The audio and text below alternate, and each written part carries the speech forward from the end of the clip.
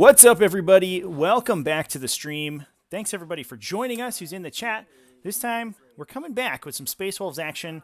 This time, we're fighting not Imperium. For a bit of a change, we're fighting some Chaos Knights, so that's going to be very exciting. We have cBiscuit over here in the red, back on the stream with his Space Wolves. His cool Space Wolves combo list that's going to be trying to bring out some long bomb charges on turn 1. And we have another returning character to the stream back here in the blue, Tomb King 20 with his Chaos Knights, his triple big old Chaos Knights, as well as a Red Corsairs Battalion, and this cheeky little green War Dog Graviton Pulsar Moirax, which is a fun little guy. We've casted both of these guys, both these players' games before, and they've been pretty exciting. They've been pretty good games. I am excited to see how cBiscuit's list can line up against a non-Imperium faction. So far, we've seen him play Imperium every game, and we'll see how well that these Wulfen Storm Shields can survive against the endless barrage of fire coming from some Chaos Knights. I'm here with Tsung Su, also known as Space Wombat. How's it going, man? Thanks for joining me. Great. I updated Steam ID because you made fun of me so much. So I'm Tsung Su on Steam now, too. Oh, got him. All right, well, the artist formerly known as Space Wombat joins me to commentate this game. And it's going to be cool. Should we talk about some lists? Yeah, where do we want to start? Let's start over here with Tomb King 20 and his Chaos Knights. Sure, that sounds great. Like you said, the spicy inclusion is kind of that War Dog, right? Yeah, for sure. Yeah, we have kind of a standard super heavy detachment with 3 Chaos Knights, 2 Despoilers, 1 with double Gatling cannon, 1 with double rapid fire battle cannon. It's kind of a standard lineup for these guys. This is typically the loadouts that you see when you see Chaos Knights on the table. And then also 1 Knight Rampager, just a big melee dude to come hit some people with a chainsword. Yeah, so it'll be interesting whether or not how quickly he wants to close on all those Thunder Hammers, but I guess I'm getting ahead of myself here. I do think that the War Dog is actually a pretty cool inclusion. Like we were talking off stream, having that super grav gun jumping up to damage 4 is really good normally into Centurions, but there's some targets on the Space Wolf side that don't love that being shot into them. Yeah, absolutely. That said, a lot of the multi-wound stuff in the Space Wolf's army, like we'll talk about when we go over their list, is actually, I don't believe is affected by their gravity rule, the grav cannon rule. There are 10 Wulfen in cBiscuit's list, or 18 Wulfen, I think, actually, and they're all 4+ armor safe, so they can shake off those grav guns pretty well. That said, it will be able to knock out a lot of the power armor that's in that list as well. Yeah, I mean, if you can get shots on Murderfang, obviously Murderfang comes up, and I know it seems like it'd be stupid, but it can definitely pick up a drop pod if it needs to secure that kill more. Oh, for sure. Or easy kill sometimes, which I think could be valid, just that War Dog picking you up an easy kill every game. Because, like, I don't want to get ahead of myself, but the Space Wolf list can be very, very sticky, and it doesn't take much out of, like, a standard deviation for them to just not lose a unit. Yeah, and it's definitely it's an interesting kind of interaction with this Space Wolf list because it comes at you so aggressively. You almost have to destroy a lot of its damage output immediately as soon as it comes in. Otherwise, it's just going to, like, there's blood claws and these characters are just going to absolutely lambast you if you don't kill them. And as soon as you do that, you run out of things to reliably get kills on. So having something that can very reliably take out a drop pod is actually pretty relevant in the matchup. We've seen a lot of we've actually cast cBiscuit's two other games in the pod so far, and in both of them, his opponents killed everything except for the drop pods and the Wulfen. And eventually the Wulfen started to take out their damage output, and they're shooting las guns at drop pods trying to grab a kill, and it just wasn't going very well. Yeah, that's why I think the War Dog could be an interesting inclusion, again, just to pick up kind of easier kills and kill more, right? I think one of the important things, well, we're getting ahead of ourselves. We'll talk about that in the matchup. Let's finish talking about this list. He's got Red Corsairs, I think, filling out the rest of the thing with just some Marines sent on objectives. Is that right? Yeah, for sure. Just a couple, just random units of Chaos Space Marines. The Red Corsairs obviously gives you those extra 3 CP for bringing at least 3 standard Chaos Space Marine units inside of its detachment. And then everything in the detachment can advance and charge. And we are seeing warp time on the Sorcerer, the Jump Pack Sorcerer here. So this Lord Discordant is a very good follow-up piece for these Knights The Knights obviously are a little. They're not slow, but they do get bogged down sometimes. And having this Lord Discordant with a base move of 12 that's able to advance and charge all the time and can double move with Warp Time gives you a little bit of a counterpunch option that you can run around, race around, and grab objectives and knock people off whenever you need them. Yeah, I think that'll be interesting. Can you the Sorcerer can Warp Time himself, correct? Sure. Yeah, you can do that too. And I think that'll be really important to get within Death Hex range as he kind of makes suicide him in there to try to remove a unit of Storm Shields from a Wulfen. Because I think Death Hex is a really interesting inclusion there. It obviously goes off. I think it's only range 12 if memory serves me correct. But being unable to take invulnerable saves can be huge, especially as he has that double Gatling cannon, right? Yes, yeah, 100%. The Wulfen are going to be, I think, probably the most important models on the table in this matchup. A unit of Wulfen can very easily knock down one of these, any one of these Chaos Knights if they get into melee with it. And so Tomb King really wants to be able to represent the threat of knocking off their Storm Shield save and then being able to just wipe them out with, whatever he has remaining to shoot at them. Yeah, so I think Death Hex and Warp Time is it makes it just a really powerful sorcerer for the jump back, right? He's super mobile. He's going to be able to move through those ruins. The Warp Time for that little bit extra movement you don't think about. As long as he remembers to stay outside of 6 inches, he might even be able to get to do it more than once. Yes, yeah. So that's a good point. Both of cBiscuit's games that we've casted so far have effectively been ended after his opponent forgets that Space Wolves can heroically intervene with his characters, at least within 6 inches, and with any unit in the army for just 1 CP with the new stratagem from Saga of the Beast. Except the drop pods. Drop pods and intervene. I think you could. I mean, you probably can still spend the CP. They just don't. They don't move. That's true. You probably could take the heroic intervention, then they just don't move. That could be it gives them an extra attack. Yeah, there you go. That's a serious flex. Are we ready to jump over to the Space Wolf side, or is there anything else you want to talk about with these Chaos Knights? Yeah, it looks like Tomb King has noted his pre-game selections here. He has the Warlord trait, I believe it is, on the Knight Despoiler, so that a 6+2 wound is resolved with an additional AP on its weapons. That's going to push its battle cannons to AP -3, which could be pretty relevant when he's shooting at also the known smaller... as... What's that? Yeah, I mean, also known as take your shield safe. But yeah, that's cool. Yeah. That's great.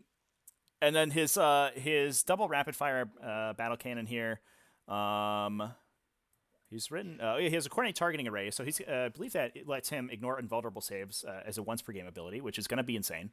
That's a very powerful relic to take for sure, and it's very matchup dependent. Obviously, a lot of times your invulnerable saves not really represented, but when your opponent's relying on 2 units of Wulfen getting to melee, having that once per game just burst of damage is going to be a big old deal.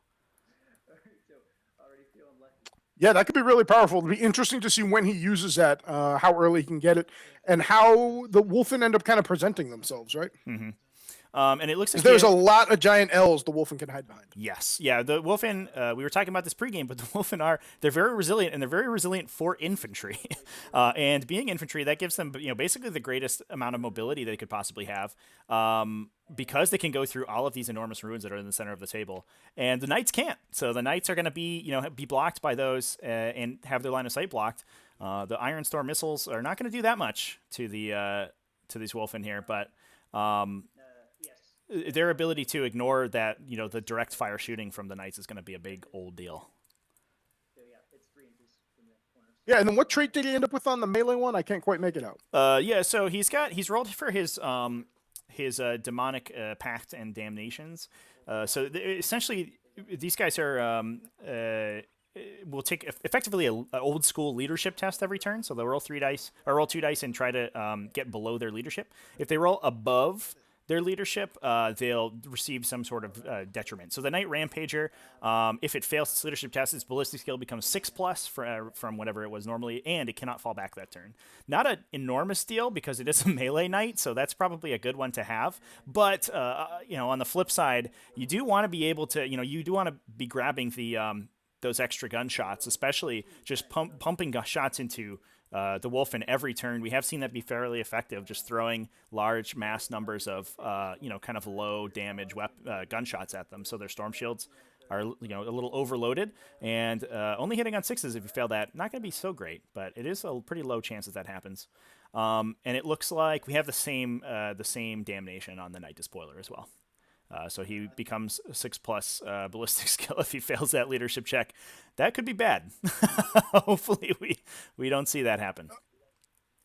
Yeah, again, I think the leadership 9, if memory serves me correct, and then if he just camps on that CP, right, it's a pretty low odd chance. But right, yeah, if it does happen, that could be real bad, real fast. Yep. And it does look like his benefit there is I think a +2 to charge and then or +2 movement and then heroically intervene within 6 inches, also on the Knight Despoiler. So that could be pretty interesting to see that interaction between the 2 6-inch heroic interventions on the table. Going over it could be a weird game. Yeah. We'll go over his list real quick. Like I said, we have casted all of cBiscuit's games in his pod so far in pod 2, and this list has been doing pretty well for him. It's an interesting list, and it kind of has a couple combos that you might be caught out by if you aren't used to some of the tricks that the new Space+Wolf stuff can do. Yeah, so I mean, Space Wolf's really interesting. Obviously, they got that big bump in Saga and the Beast, and kind of their figurehead is quote unquote Ragnar, right? And he's definitely in there, which is pretty cool. And then Wulfen in general is the thing that's scariest to me out of the new Space Marine. It's just like they're so powerful, and especially in the terrain we're playing with, I think it really favors. Trevi talked about it before, but just the mobility of the infantry to just kind of go anywhere is kind of astounding. Yeah. The fact that this list. And Space+Wolves in general, they rely so much of their power in their infantry, and especially in character infantry, who not only are going to be protected on the way in by these Wulfen and these other kind of aggressive units, but then can also get kind of that additional mobility from being able to charge through those walls is going to be a big deal. Now, cBiscuit's list here. I'm going to pull it up real quick, but it is a single battalion, which is a little interesting, and that is he's actually bringing the specialist detachment for Space+Wolves, the Stalker pack. And the reason that he's doing that is that it's going to give him the ability for 1 CP, as soon as one of his Stalker pack units gets into melee, with a charge, or a successful charge, the next one he can roll 3 dice, and as long as it's within 12 inches of that first unit, which you can do pretty easily by chaining, chaining back a little bit. We'll be able to roll 3 dice and then pick the 2 highest for the distance of that charge. Now he's got the Wolf Priest in here with the Canticle of Hate, so ideally he's going to get that Canticle off to give +2 to charge, and as well as the 6-inch pile-in and intervention. He's going to run that guy up the board on turn 1, and then immediately drop 3 drop pods with these enormous Bloodclaw units in them.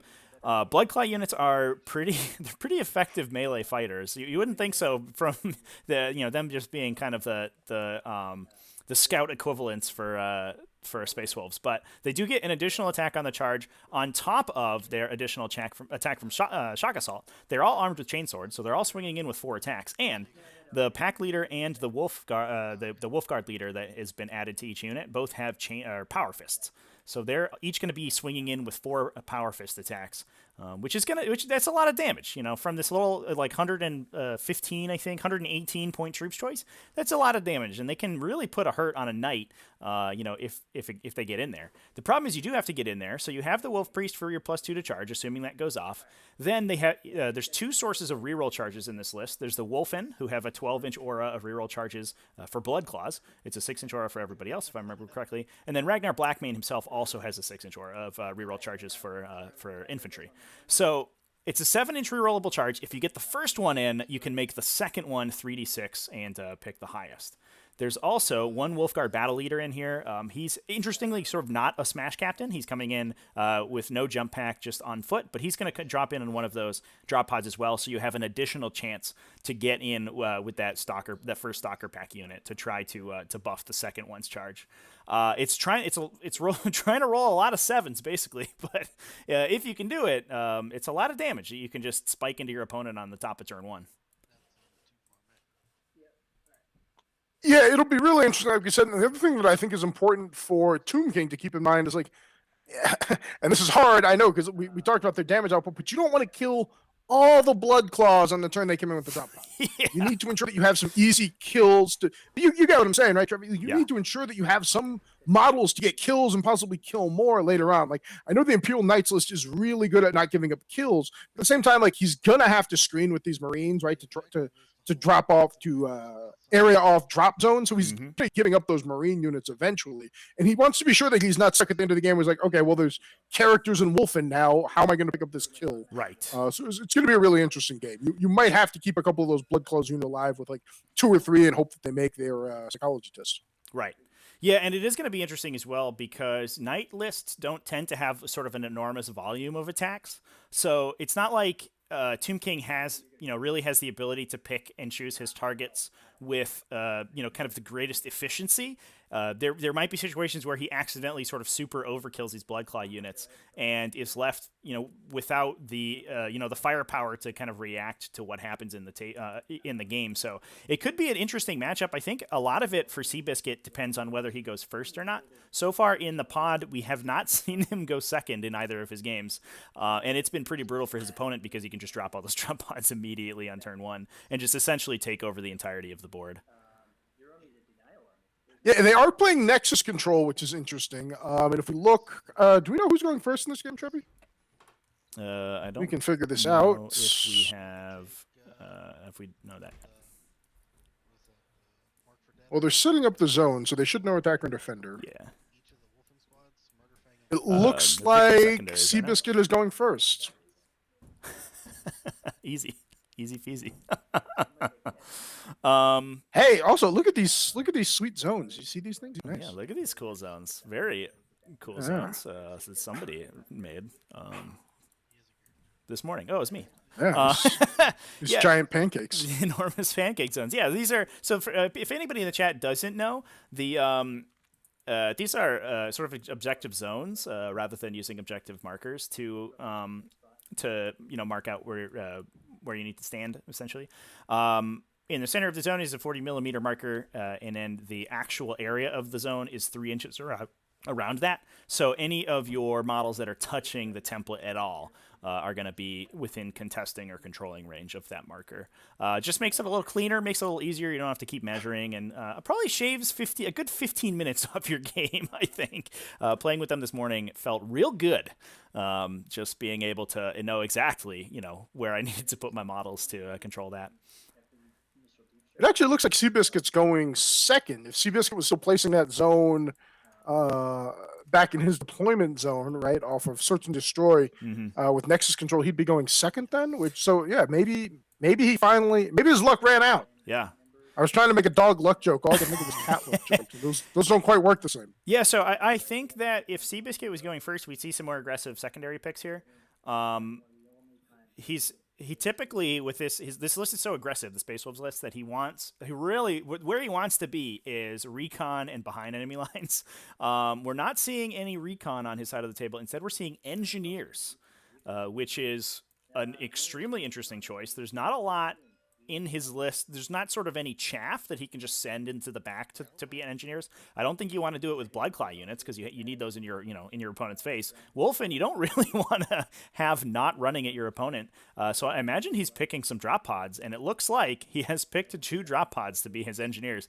That Moirax gun shooting at drop pods might come in clutch this game. Yeah, that's playing out interesting.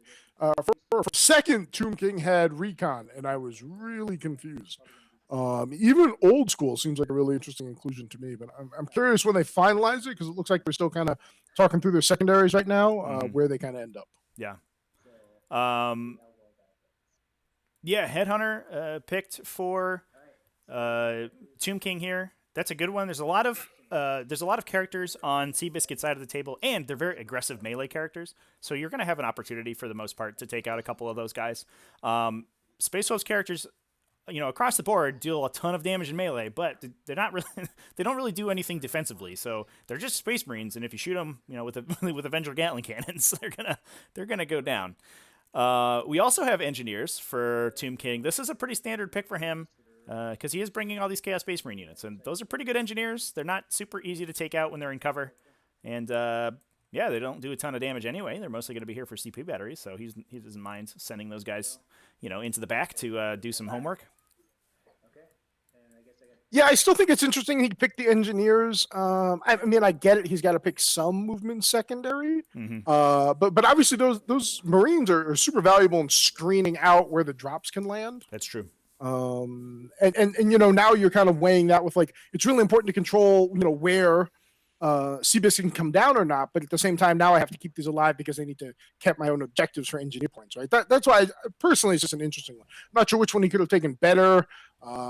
King of the Hand, yeah, I don't know. It's playing into the Space Wolf list is weird. They kind of force you to be very not mobile, right? Yeah, exactly. Yeah, they force you to castle up really hard. I mean that's a very good point. He might just be assuming he's only going to get one engineer squad to do its thing, right? It seems unreasonable that you need both of them. I don't think Tomb King's going to have the opportunity to push far outside of his deployment zone in this game, and so he might just throw one of those engineer units out to screen out the drop pods on turn one. He also might, maybe he uses the War Dog as well. It's not quite as valuable as the Knights, and maybe he could do the same thing with the Rampager. I don't think the Rampager has any good targets in this game, and I don't know where this Moirax is going. I don't think he's too worried about it being charged by Blood Claws. Like they're gonna beat the crap out of it and do a bunch of damage, but this Rampager is like the least valuable model in his army right now. It doesn't really have any guns. If it melees anything important, it's gonna bounce off invulnerable saves.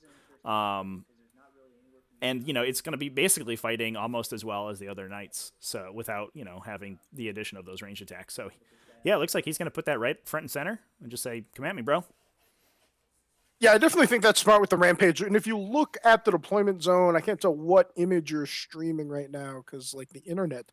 But objective number 4, I wouldn't be shocked if the other Marines started heading towards that. If you can tap out of engineers early, those Marines can still provide a screening bubble as they kind of go out that way, right, to prevent the drop pods from heading in. So he might be able to double tap engineers on turn 2 if he gets lucky, turn 3, round 3 maybe, and get them to just. But like I said, I expect all the drops to come down turn 1 and just start, dropping things.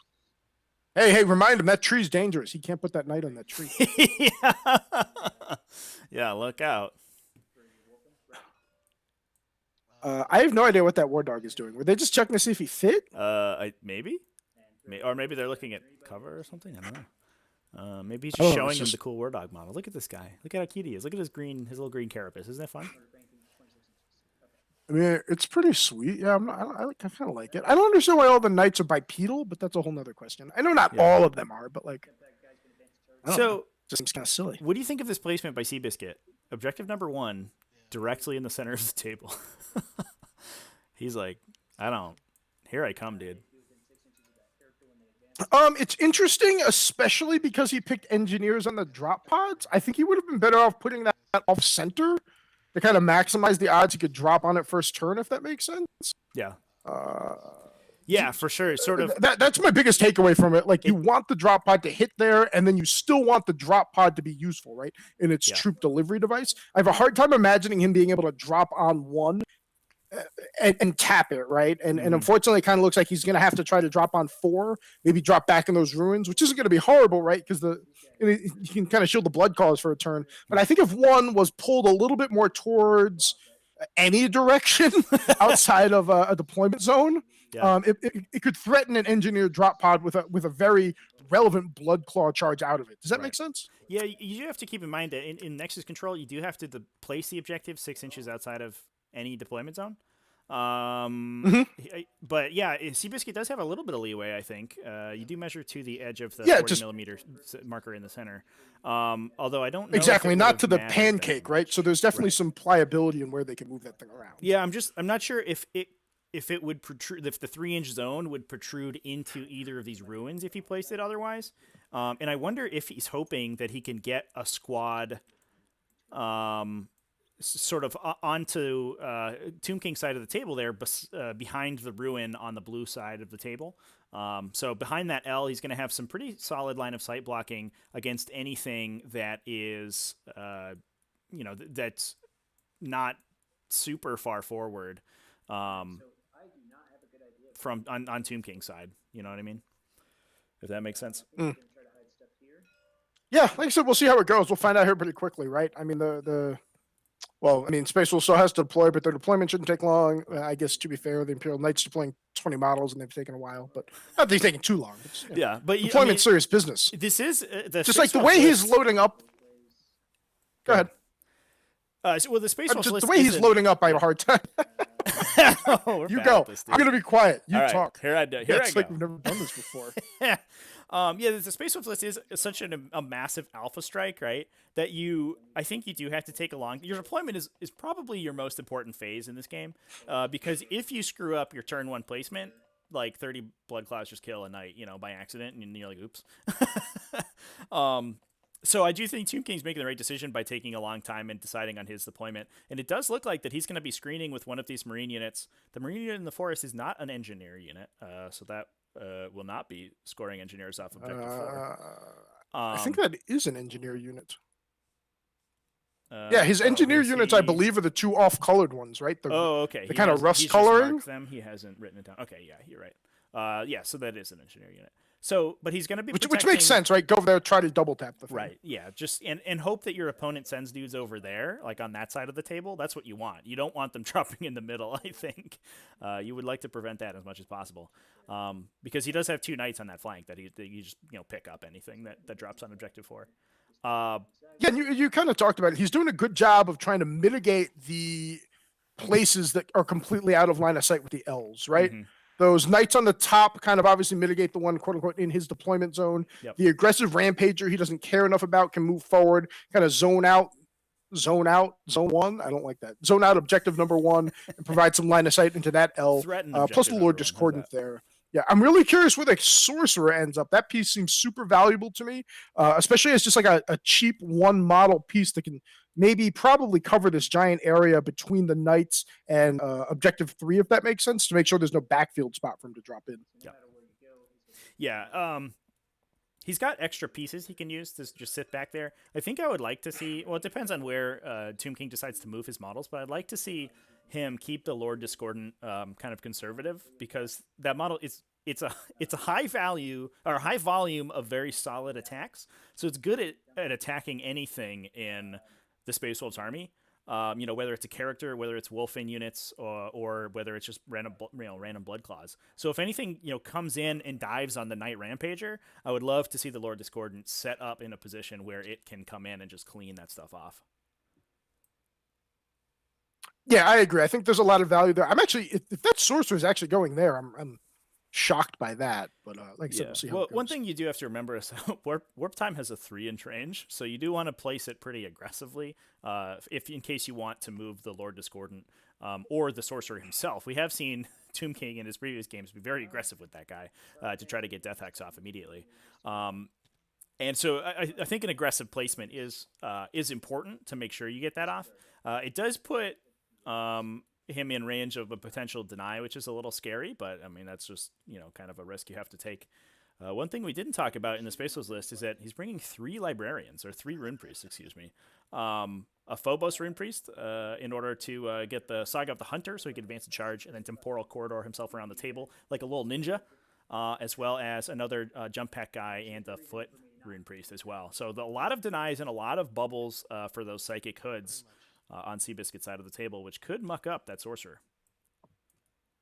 My shooting fades is normally... Yeah, it's a really interesting matchup, right? The give and take and how it normally goes. So I'm curious to see, right? In so many games, that Knight Rampager is like a terrifying piece, and like you kind of hit on here, like I don't know what he does in this game matchup. He just kind of like kills a drop pad, which is, I don't know, that's cool.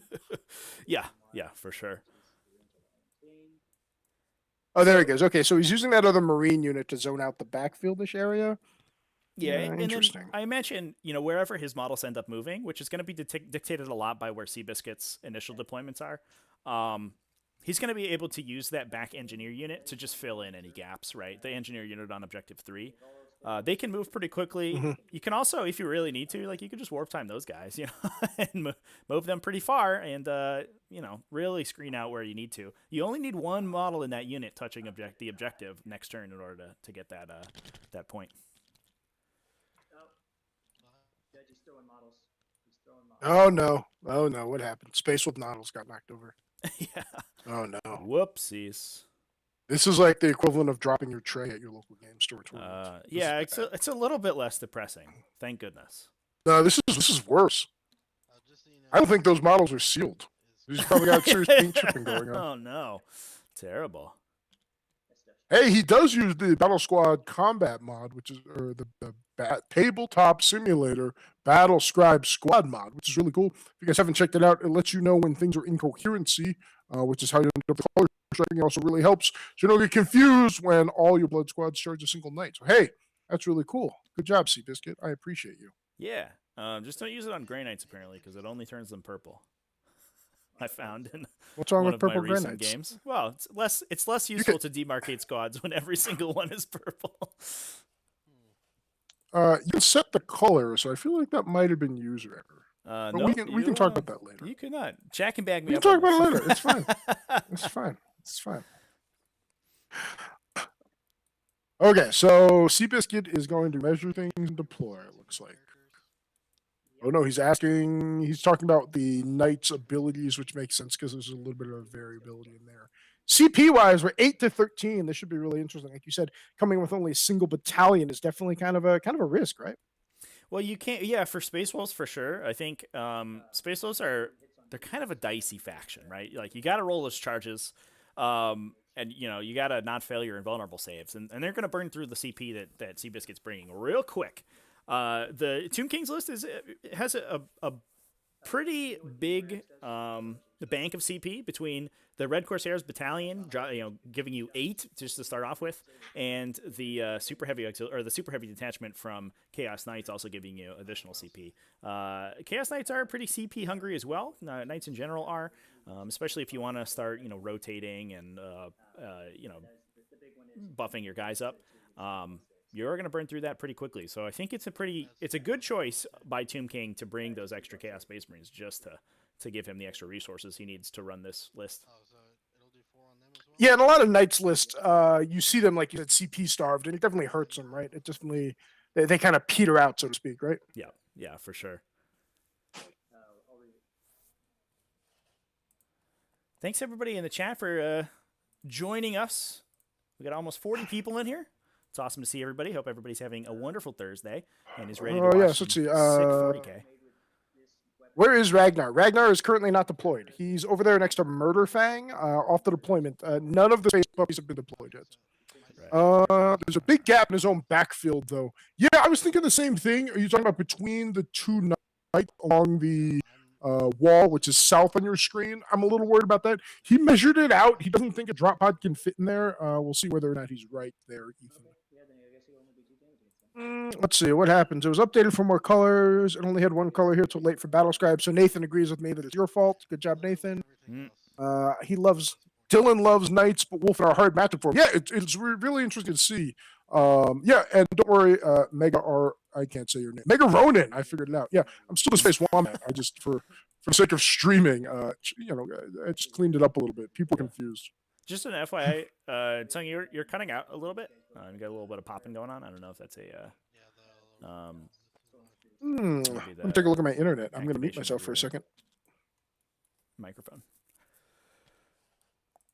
I don't have any activation on, but let me take a look. Maybe I can fix that. Nick G, the lack of long-range anti-tank like Laz is prominent, especially given the utility of Longfangs.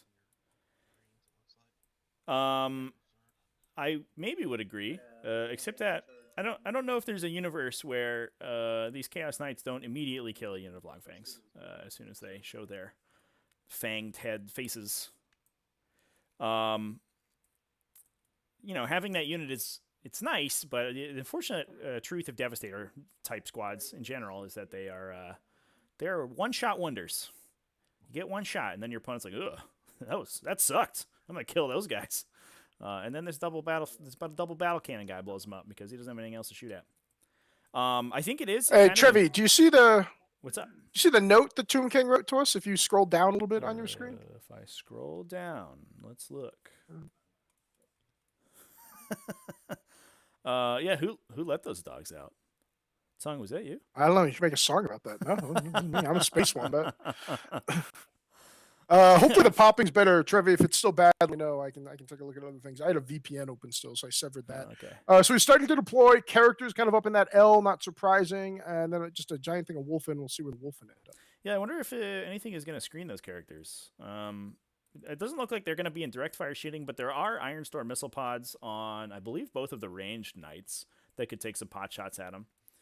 Looks like, okay, here come the Wulfen. So that will block off most of the shots, I think, on those guys. And I assumed he'd put some Wulfen in front of him. Yeah. This L on cBiscuit side is going to be good to block, because of its orientation, it's going to be good to block a lot of these ranged knights shooting onto most of his army. I wonder if I were Tomb King, if I would place those guys on sort of the short deployment line on the bottom, at least one of them where the Knight Rampager is, because you know that your opponent's going to be using that area as much as possible to hide his infantry. And these ranged knights have a little bit of a trek before they are able to get into grips. I also it's almost like he's seeding that area, right? Right. Because even the Warhound's not close to it, or the War Dog, excuse me. Yeah, he's just he's gonna, because he has so much firepower stacked up on that one flank on effectively what is Tomb King's right hand flank, I guess. He's gonna have a tough time getting through to. Messing with my controls here. He's going to have a tough time, getting through around that ruin and being able to shoot anything that's not a character for the most part. I think everything's going to be hiding inside this little L that can. I wonder if this is a little bit of a cheeky play by cBiscuit here. He's just putting these Wulfen right in charge range of the Rampager. He's like, go on. Go ahead. Do it, man. Yeah, kill two Wulfen, I'll kill your knight. Great deal. Yeah, I mean, yeah. If that, right, if the Rampager comes in, if it charges these Wulfen, it gets intervened. You probably spend the CPU intervene with the Wulfen, and they part like the Red Sea, which is appropriate because they are red highlighted, and then all of these characters intervene into that Rampager, and it is dead. I hope other we don't unit see of that. Wulfen coming down now. I mean, the game be over quick. Yeah, that would be. Yeah, and depending on where the other two Despoilers knights go, could get charged turn one by Wulfen and Bloodclaws. Yeah, I mean, maybe he just like explodes down the Wulfen, right? Because they can't take the Storm Shield against mortals, so maybe that's his plan. Yeah, just blow up. That Knight Rampager is basically a burner bomber, right? Yeah. I think we figured it out. I think we got it, chat. A little interesting idiosyncrasy of the map is that because when you're in Search and Destroy, this bottom and sort of enclosed ruin on the bottom that cBiscuit's putting his Wulfen in right now is a little hard to actually hide behind when you're in Search and Destroy, because you only get half of it and you get the bad half. You don't get the half with the back wall to protect you. You just have a little ruined wall here. And if he's not careful, you could finagle some line of sight from those knights into these guys. Yeah, it actually makes line of sight really annoying. I tend to play from top down, and top down I always think they're out of line of sight. And then my opponent's like, "No, I can see that guy." And then when you look, like, "Oh yeah, you can." Okay, and again, if this Gatling Cannon Knight was where this Despoiler was, or this Rampager is, excuse me, those Wulfen almost couldn't hide in there. You have one dude peeking out the side, and they get shot. That said, I don't know if that's where you want to be, because the other unit of Wulfen can charge them, but it was an interesting decision to put both of the gun knights together, right? Especially because that ruin does block line of sight for so long. Yeah. Like, you can just kind of dirtle in there. I don't know. It'll be interesting. We'll see. We'll see what happens. They can play a game. They can roll some dice. They can move some models. Yeah, I mean, they might just miss every attack that they make, so it wouldn't even matter where they go. That's true. Wow, that's deep. I never thought about that. What if everyone misses everything? Yeah, some say you miss every attack that you don't make. I say you miss every attack that you don't hit. Oof, that's deep. What if you re-roll it though? Oh, I don't know, man. That's too deep. We've gone too far? Okay. We've gone too far. What do you think is going to hold objective number 2 for cBiscuit? Is he going to stick an empty drop pod? Yeah, maybe. No, I'm being serious. Like, I know you that might just dump an engineer unit back there, right? Like, yeah, why not? Does he deploy like a unit of blood claws and then just? Actually, no. Like that drop pod hit in the back, those blood claws could dirtle around, move to the front of that ruin. Like I have no idea. I wouldn't be shocked if he deployed one of the blood claws just to get that drop pod out of there. Like where he'd put the blood claws, I am not sure. Like at all. And because cBiscuit took old school, I would be really cautious. What did I call him? cBiscuit? I'd be really cautious. That's I'm just hungry, man. Biscuits sound great. I don't know, man. I actually really hate cheddar biscuits. Everyone else loves those things. I think they're gross. I don't understand why you gotta put cheddar in a biscuit. I just don't like it. Don't like it at all. That sounds great. Don't like it. That Cheddar good, cheddar does not make everything better. No, that's not true. That's not true. This is the white person in you talking. It is not great.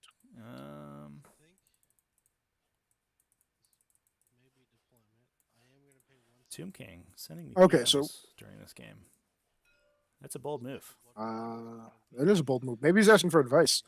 Has he signed up for Patreon coaching with Trevi the Great on patreon.com/tactical tortoise? Oof. Well, he should check that out. And so should any of our listeners who are interested in receiving high quality 40K coaching specializing in tabletop simulator play. Indeed. And especially specializing in Tyranids. Everybody wants to learn. I've heard you're the best Tyranid player in the world. Grey Knights. You're good at Grey Knights. Well, that's true. I'm great at Grey Knights. Yeah.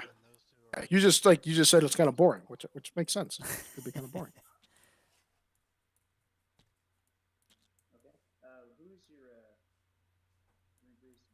Yeah, so it is kind of a downside of cBiscuit's list is that it's so front-ended in this Alpha Strike game plan that as soon as you're in a position where it's not automatically the best game plan, it kind of falls apart a little bit, I think.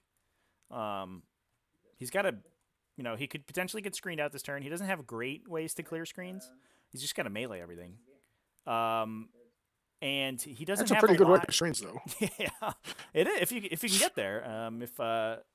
If Tomb King gives it to him, for sure. But you also, you have to melee after you drop your Deep Strikers in, so it's a little awkward if he doesn't get in on turn one with these Wulfen. I wonder if we almost. Yeah, I'm really curious how this goes. It looks like it started. So we did not see a Blood Claw unit deployed. I don't know why that white squad is pulled off the table like that. So I could theoretically, before I move the thing,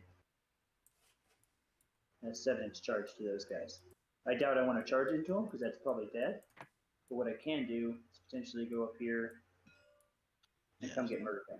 Oh no, Tomb King, don't do it. Don't do that. That's a bad plan. Oh no.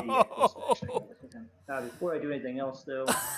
So if you can't hear, Tomb King is saying he could move the Lord Discordant all the way over and get real close to a bunch of Wulfen.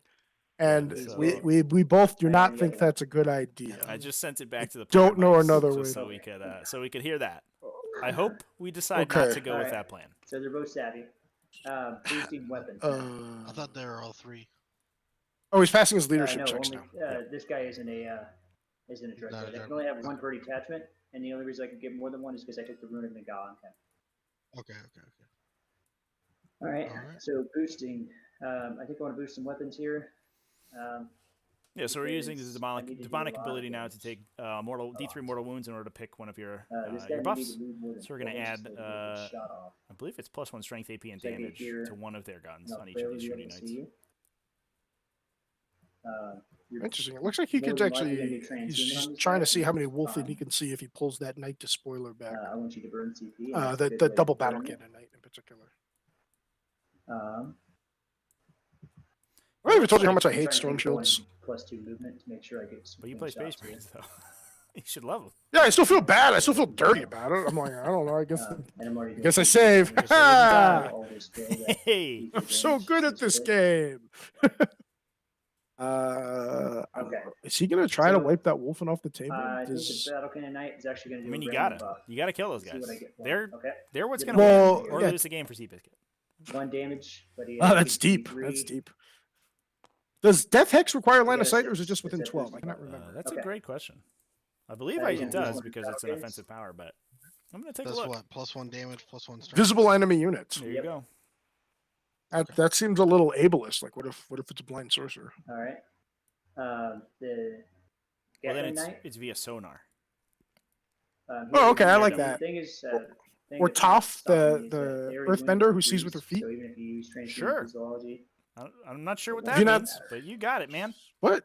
You haven't? yes, Chat knows. um, Chat knows. Chat'll back me up. I don't think I'm filling up with this guy. Is that from one You of haven't them seen anime, Avatar? anime things? No, it's Avatar: The Last Airbender. Oh, Yeah. damn it.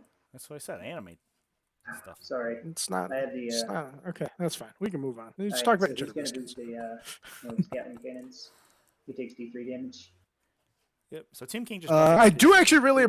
Go ahead. Yeah, and I do appreciate what Tomb King's doing. He's talking and he's getting confirmation with cBiscuit. If I give him +2 movement, The big we knight agree he can here, move over here and see 8 Wulfen or 6 Wulfen. I think it's really important to ensure that you T2 and your already. opponent are on the same page with movements like that, just to avoid kind of not confrontational, but just contentious distracted. things later on, right? Yep. heroically Yeah, for intervene sure. with these Wulfen and punch me in the face.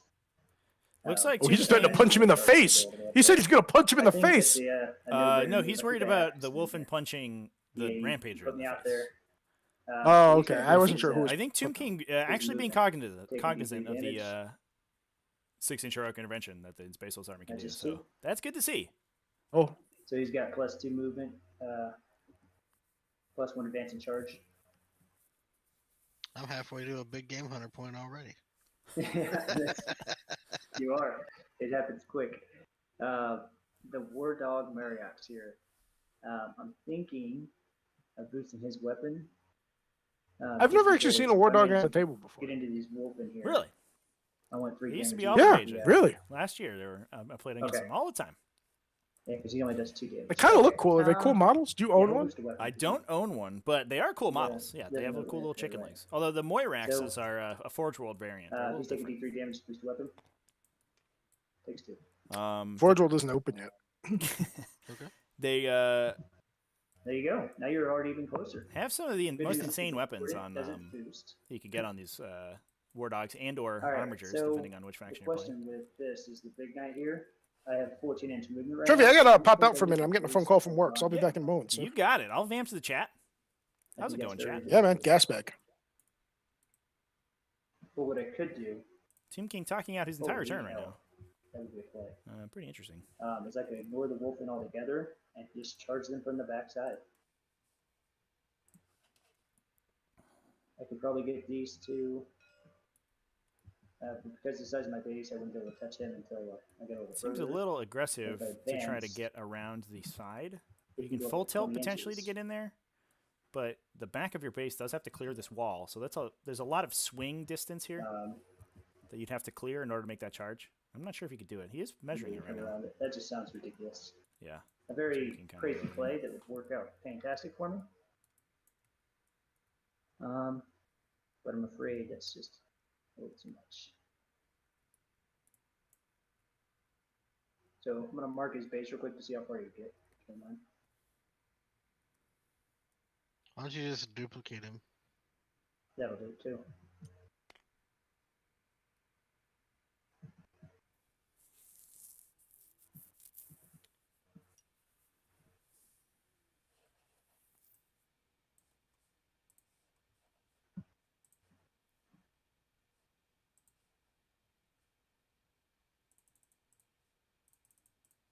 Looks like some folks having an issue with YouTube. That's interesting. This is the one time that I'm not having technical difficulties, and other people are. I'm gonna try to give it a refresh and see if that helps. 6-inch charge. Wouldn't be able to get to the back guy, but you punch Sorry him if in the anybody's face. getting a And little 3-inch charge here. You're probably gonna kill these guys. getting some having some issues with the stream. Yeah, I think I'm gonna. If I fail a 5-inch charge or +1 to charge, then I deserve to die a horrible death. Okay. Yeah, so we're gonna do that. We keep it. Looks like a couple people dropped out, unfortunately, and I did lose my live stream, my live chat feed. We did block the Lord Discord. So if you are in chat, I can't quite see you. But I don't want to Unfortunate. charge more than one because you can interrupt and destroy the shit out of me, right? Yeah. But then again, I want you to spend some feet. So.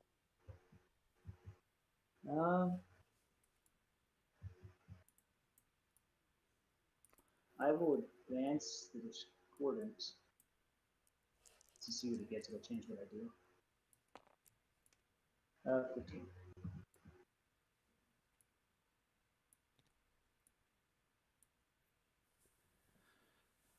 Big run from the Discordant here. Yeah, it looks like he... Oh, here we go.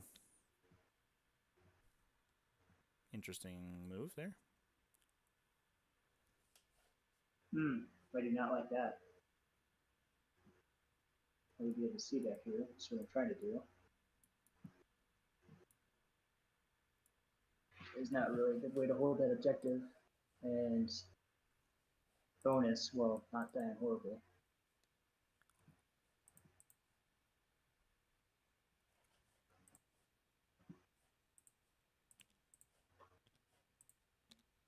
Yeah, for everybody still in the lobby, it does look like YouTube is having some issues. I hope you don't experience that, but Okay. hopefully we're back up soon. 21-inch. Looks like they might be going through a 20-inch UI charge, update or so even if something. you advance an average of 4, 11, actually a 9-inch charge. Yeah. Hey, do you mind if I do my litany? Yeah, I'm supposed to do? yeah, do your litany real quick. Sorry, you have to. So Yeah. I've been going first every time. That's why. that does help. Just for sure. A little self-awareness Yeah, from so cBiscuit I'm there. gonna It's probably do- helpful that he's been going first every game. Let me double check here.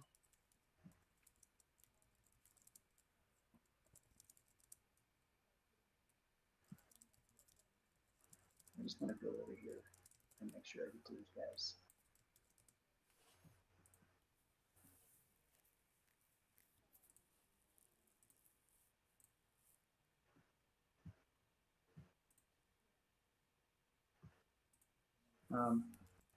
You put the deployment real quick, see what this guy was exactly. So it's right there. So if I want 15. Potentially charge around these guys if I wanted to get into these characters. Okay, no. Okay, I think where he's at is where he's probably going to need to be. Yeah, I'm gonna do Tale of the Wolf King and Lord of the Deeps. Lord Discordant did move up, I see. Do? It's an aura, 6 inches around. Yeah, so we him, are still in and it's +1 damage. Tomb King's moving characteristic. phase, in fact. against vehicles and monsters. He's very Yeah, because those meticulous back in knights planning haven't moved everything. yet. Yeah, and I don't believe that the... and then hold on a halfway sec. through this Discordance remember that. movement, cBiscuit realized he had not yet done his litanies. Gotcha. gotta That's do why math he's now. rolling dice. Yeah. I don't. Yeah, Why is do the it. Discordant moving up? So it does go off. Okay. I don't really understand why the Lord Discordant moved up. Do we have any insight into that? So the Tomb King was Alright. angling for a And, charge on other the one, Green or do you Wulfen only do squad. one? He rolled the advance and then moved the Lord Discordant I've only got one. about half of it, and Alright, so +1 damage. It's gonna hurt. he hasn't You did it on the completed Wolfen, his or movement it's yet. just an aura, actually. So never mind. It's an aura. Okay. So all those guys do extra damage versus vehicles. That's please don't. That hurts. All right. Need Moirax here. That's a 14-inch move, so he's moving for days. I don't think I need to be up close to you though to be able to shoot you. Looks like folks are able to jump Fall back here and still be in able to shoot. on the stream. go ahead and I make do them hope manage. that YouTube's issues have been alleviated. I can't see a live chat feed still, so if anybody has any questions, I unfortunately won't be able to see them. 24-inch range bubble. Yeah, See, so I wouldn't even have an inch. That I measured. Okay. the last chat things I see were Nick talking about Long Fangs Damn, I am really playing. and this card. I got DS4502 It's going badly. talking about chapter litany. Okay. He says the Tale of the Yeah, Wolf we're gonna King and charge Lord of the Deep is everything one here. unit, not So, every unit. so, I'm not sure if I'm gonna advance cBiscuit my is Sorcerer. misinterpreting it or not. Yeah. no, you did advance my Sorcerer. Looks like he's put it on the Wulfen though, Yes. I'm gonna because advance my that's the Sorcerer. token stuff. Yes, it does. Which makes sense because if those 15? guys get charged, they're gonna want that +1 damage. That's gonna be good. That said, he is giving up. Oh, the his- Sorcerer's coming in too. Whew, here he He's comes. going for it. He's risking it for the biscuit. Do you see what I did there? Biscuits. Hey, risking it for the cBiscuit. What is a cBiscuit? Is that like a sea cucumber? It's like the horse. Oh, so it's just like glue? Oh, shit. Yeah, it's like glue. You got it. Oh, that's less exciting.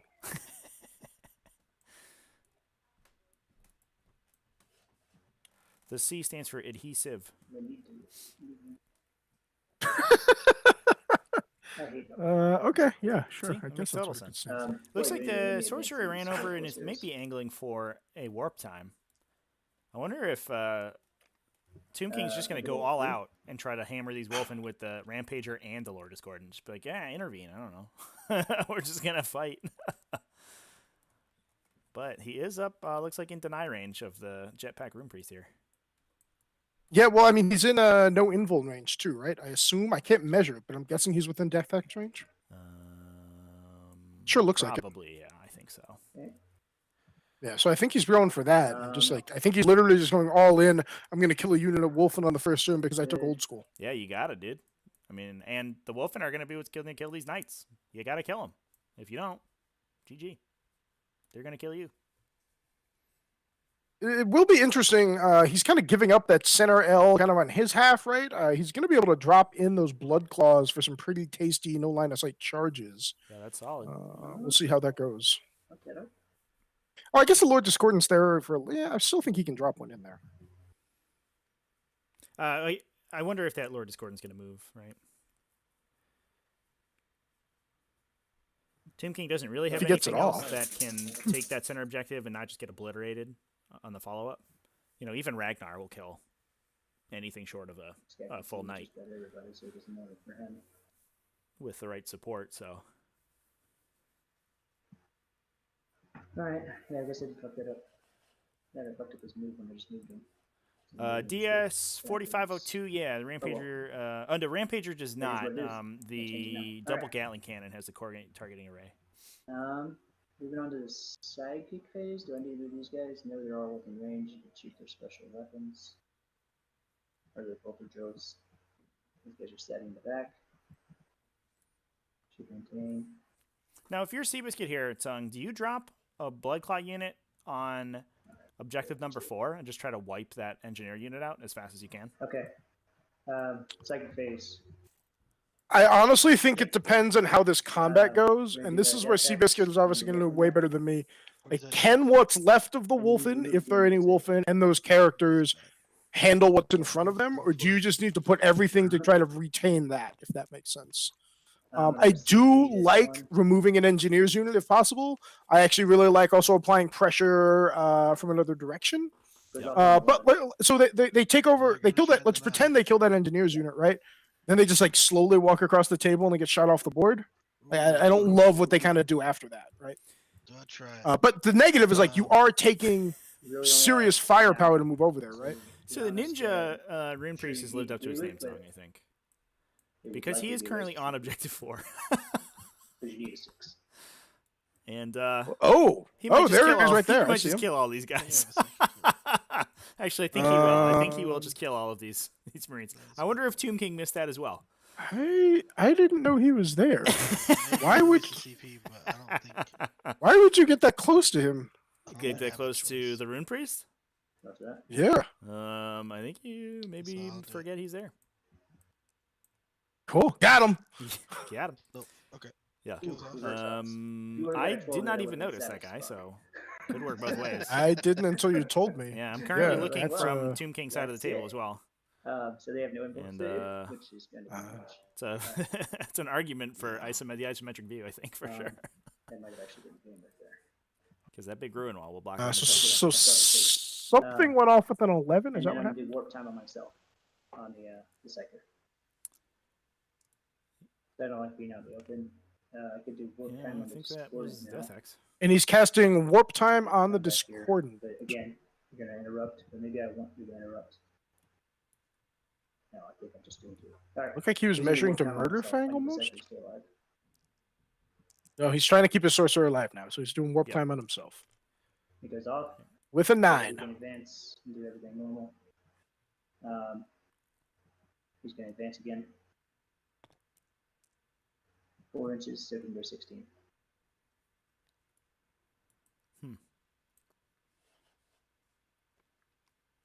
His token isn't on the board. I think he got the Death Hex off I though. think he did. That's- he that's- did. That's kind of a big Uh, deal. That's a big deal. Yeah, I was looking at Yeah. back here. There it is. There's the token. Uh-oh. Oh, I found it. Found the token. Yikes. Well, this could be bad for cBiscuit. Wow. This could be. He might be made into glue. You see what I did there? That was a callback. Yeah. Okay. I like it. Yeah, that was actually. Thanks, my- thanks. I took a was, broadcasting I put class all in my middle eggs school. that basket. All right, so shoot In some- middle school? It was like 60. Yeah, man. That was a long time ago. Yeah. I think it was 54. Um, It's not be red will ridiculous. always be my boost. 1954, you mean? Okay. Or- no, Is that 62? Blue That's not will always be my 62 boost. yeah, years it's- ago. It would have been good if you came in. 66, right? Yeah, That's it would have been perfect. Would have been better. Yeah. Yeah, so Knight Explorer back here is going to shoot everything. Okay. here we go. So he is shooting in the right order. So he's Okay. he's pew-pewing the Wulfen. Mhm. cBiscuit doesn't sound excited by this. I don't know if you could His tell. top gun actually yeah. is going to shoot into these guys back here. These Oh, and he's Wulfen- shooting the no line of sight Nice gun cover. at the green Wulfen. 2 sense. battle Whoa. cannons. And the Iron Storm into these guys. Yeah, he's got a lot of These firepower will going get into those excited things. to shoot some of Yeah, guys. these red Wulfen might die. And if this Rampager gets into the Alright. character... Torin in chat. Are you using Rip transhuman? them up. Torin in chat wants to know how they get those awesome tactical tortoise markers. Trevi, how does he get them? Right now, you wait until I figure out how to get them to people. Honestly, I don't know. I just have some more hoops to jump through, and they'll be on the moving on Steam twos, Workshop as soon as right? I figure them out. Yep. And the blue will be Hopefully, T3+1. we'll do that tomorrow. And there will be an announcement That would be on cool. the Discord. You can join our Discord in the description.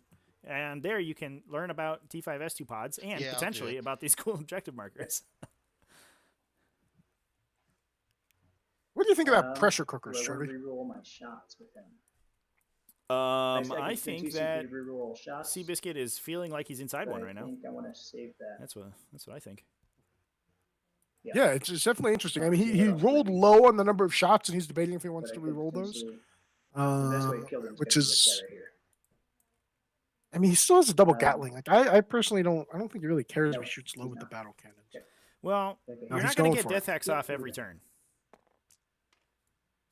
I know, but he has so many 7, guns that can 7. shoot. I know he wants to Yeah. shoot some of the guns into the characters after the fact. Yeah. But Well, we'll see how this goes. What he's hoping is that he can wipe the Wulfen out, I think, and then get the Rampager into the characters he wants. Oh, no, Otherwise, no, if no, you no. kind of let the Space Wolves move however they want, I think it could be bad. Okay. No, I definitely agree with you. Right, he wants to Agreed. shoot the Wulfen off the table. Any extra shots he wants to put in the characters, and the Rampager is just going to take a charge on all of them Right. and just go to Oh, town. blue He's going to is see if he can get one, so it's Ragnar and released. Murderfang, I imagine. And I think non-zero chance a Night And Rampager he's at being full health forced to transhuman. can kill both of those guys.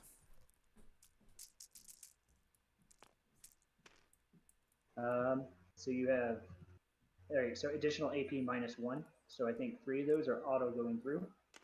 AP -3. I'm in cover. Do you know cover? No, but he's AP -3. Your 4 goes to a 3. -3 goes to 6. Yep, you're right. They just did some basic So math. It was the- good. Yeah, I liked Which it. one is the AP -1? The sixes? There's 3 6s are. That's some calculations So that I all of learned in those middle first. school in Um, 2018. Starting with the pack lead. Failed damage. That D3. That was a joke because you just called me old and now you're calling yourself young. That was clever. Thank you.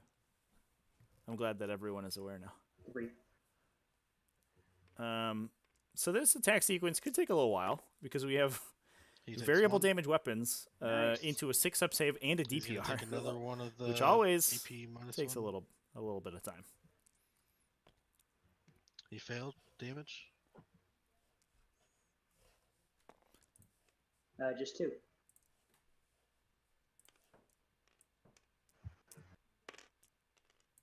He's dead. So one Wulfen did eat a 3 damage shot and made 2 of the DPRs. and then Storm ate the Shield's gonna second take shot. the Did he, another did one. he kill the pack leader on purpose? I think so. The The pack leader's fails the how only much model in the damage? unit that can't take a storm shield, so you kind of want the rest of the. Oh, unit to that be makes immune. sense.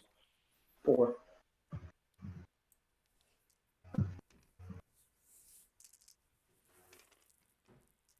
This is a riveting attack sequence. He thought about it. It is going to be a little bit of time Alright, and these other to two, get this these other resolved. two were 5 bucks, But one as, was a if you are D3 cBiscuit, goes you to have to the roll first. all these out. You know, roll you the can't play loosey D3 goosey plus and let your Wulfen die So because the D3+1 one. you need. No, I mean there's a chance the Wulfen live, D3. and if you just need something to Yeah. speed bump the Rampager from getting in, right? Yeah, you need. You know, you can 2 Wulfen can probably block that guy from getting where he wants. Even 1 alive, I think, can He's probably alive. block that guy. Okay. Because of this Nice Rune field roll. behind so far. And that could be problematic. Well, I would have made every single one of those saves. Yes, that's why I needed to get rid of it. Here's his 9 stepper shots. So only 2 died, That's not the worst, but Uh, the Gatling cannon, I and think, one's is on the 1 real hurt. wound. And they'll need 4s because it's transhuman. And we did see transhuman Uh, physiology just popped 3. on them as well, so that is going to buff them No, up too it's just regular on the armor. Wulfen. Ouch. There you go. 3 field no. cBiscuit is down to 3 CPs. I just want to point that out. Okay. It is the middle of won't matter, you top just of roll all 1, ones. and cBiscuit is down to 3 CPs. Alright, so 1 wound on another guy. 3 CPs. I wonder where did that all go? I have no idea, What right? has So he done? transhumans. Stop them So with he started at first one 8. Did he take any additional relics or anything? Did he upgrade? Is that a master? I think he did take a. Oh, you can't do a master. Just the 2. Yeah, you can't upgrade I the will tell you that characters. I 'cause will- Yeah, you can't have master to them. Yeah. Master of Sanctity. 1 hit, But And he he's could get. I think three- he gave out a couple additional 1 Warlord wound, traits. AP -1. Or 2. Makes Sounded sense. like And he here we gave are, one to 3 Ragnar CPs. Doesn't and matter. one to the Never mind. Rune Priest. Symbol. It is -1. I'm gonna put it on the pack leader, so it does matter. Looks like the Ironstorm missile actually did knock I a see. wound off the Green Wolf skull. Because of No, it's AP -2. oh, it's -2. Yeah. Because he's AP -1 normal and it's a 6-up. Oh, okay. Then is it 1 damage or 2? 2 damage. DS So 5402. feel no pain for him. The Space Wolves need to not kill the Knight, otherwise it gets the stratagem for a 4+ explode on the characters. Take 1. Hey, you just I mean, stopped yes at and no, 6% 5-up. because So in a metro. Oh, go ahead, Trevi. Alright. I mean, you don't want him to explode on the characters, but on the other hand, you also don't want him to just stand there and melee you all day. And as a Space Wolf, you can't fall back and charge, so you do need to get rid of that guy so you can actually, progress along the board. So I think you just gotta weather. You just gotta weather the explosion. Storm Bolter. You don't really have a choice. Yeah, I agree. You can't just let the knights. You can't not kill the knights because you're afraid they're And going to the red explode. shots over And there's the- nothing in the Space Wolf list that's gonna kill it at range. You're just gonna, unless they leave it on 1 and they can smite it or something. That Using freeze. they're everybody's got a yeah, bolt pistol. I mean, That's about it. actually, yeah, you're right. It's just bolt And- pistols. Everything will need 4s. You got the heavy flamer on Murderfang. Maybe that'll do it. Alright, take the 4 bolter first, please. 4 bolters. Yep.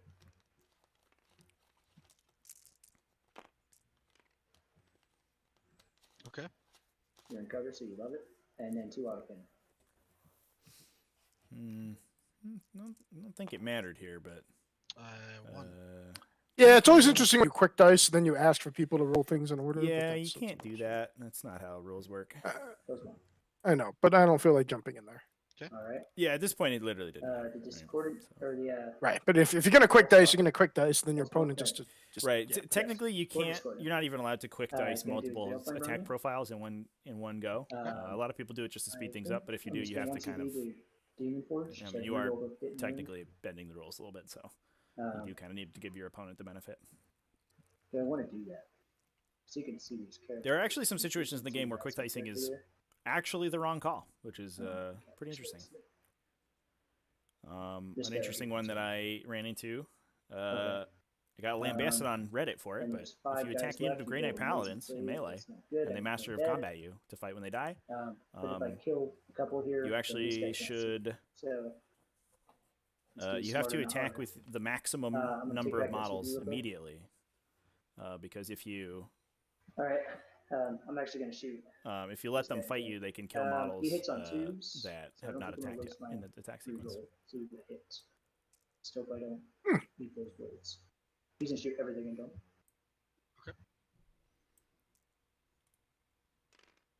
4, 8, 10. Yeah, I'll give it I think this is the night Despoiler now. The double Gatling. Should already have the dice. 4, 7, 10, and there's no less 2. 12. This is I think the Moirax. Alright, blue is boosted. It'll be 3 damage for those ones. Yep. Because the Moirax shoots D6s. 2 dice.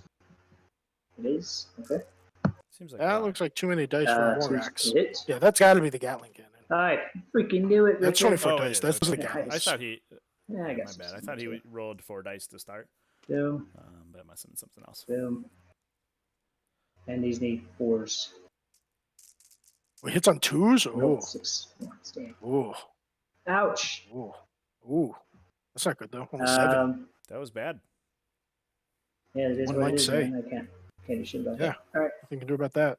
I mean, he's not that far below average, right? I mean, with the Yeah. 18 dice there, so you're expecting 9. Yeah. So 2 are damage 2, 5 are damage 3. So go roll the 2 damage 2 ones. Yeah, but the 6s are still AP 1 additional, correct? They're all AP 2. Everything's gonna be AP 2. Okay. Yep. So yeah, you just roll 2 and then 5. So 1 damage 2 goes through. 1 dies. 1, the damage 2 kills 1. He's down to 4. And now he's got 5 saves, damage 3. Each one of these failed. It's pretty good odds to kill And one. 3 damage 3. 3 of them punch through. So 3 at a time.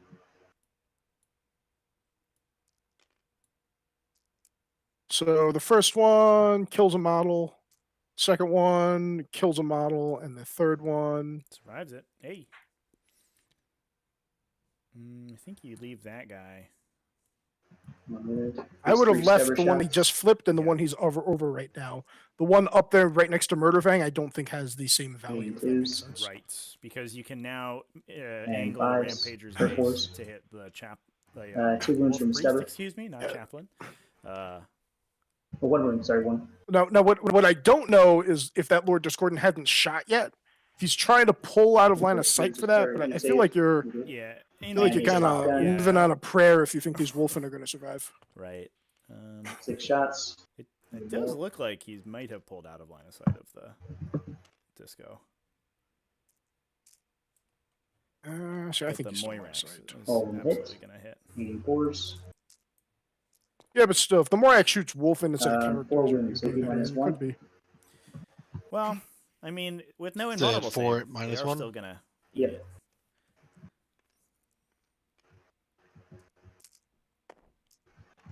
Failed 1 goes 1. through.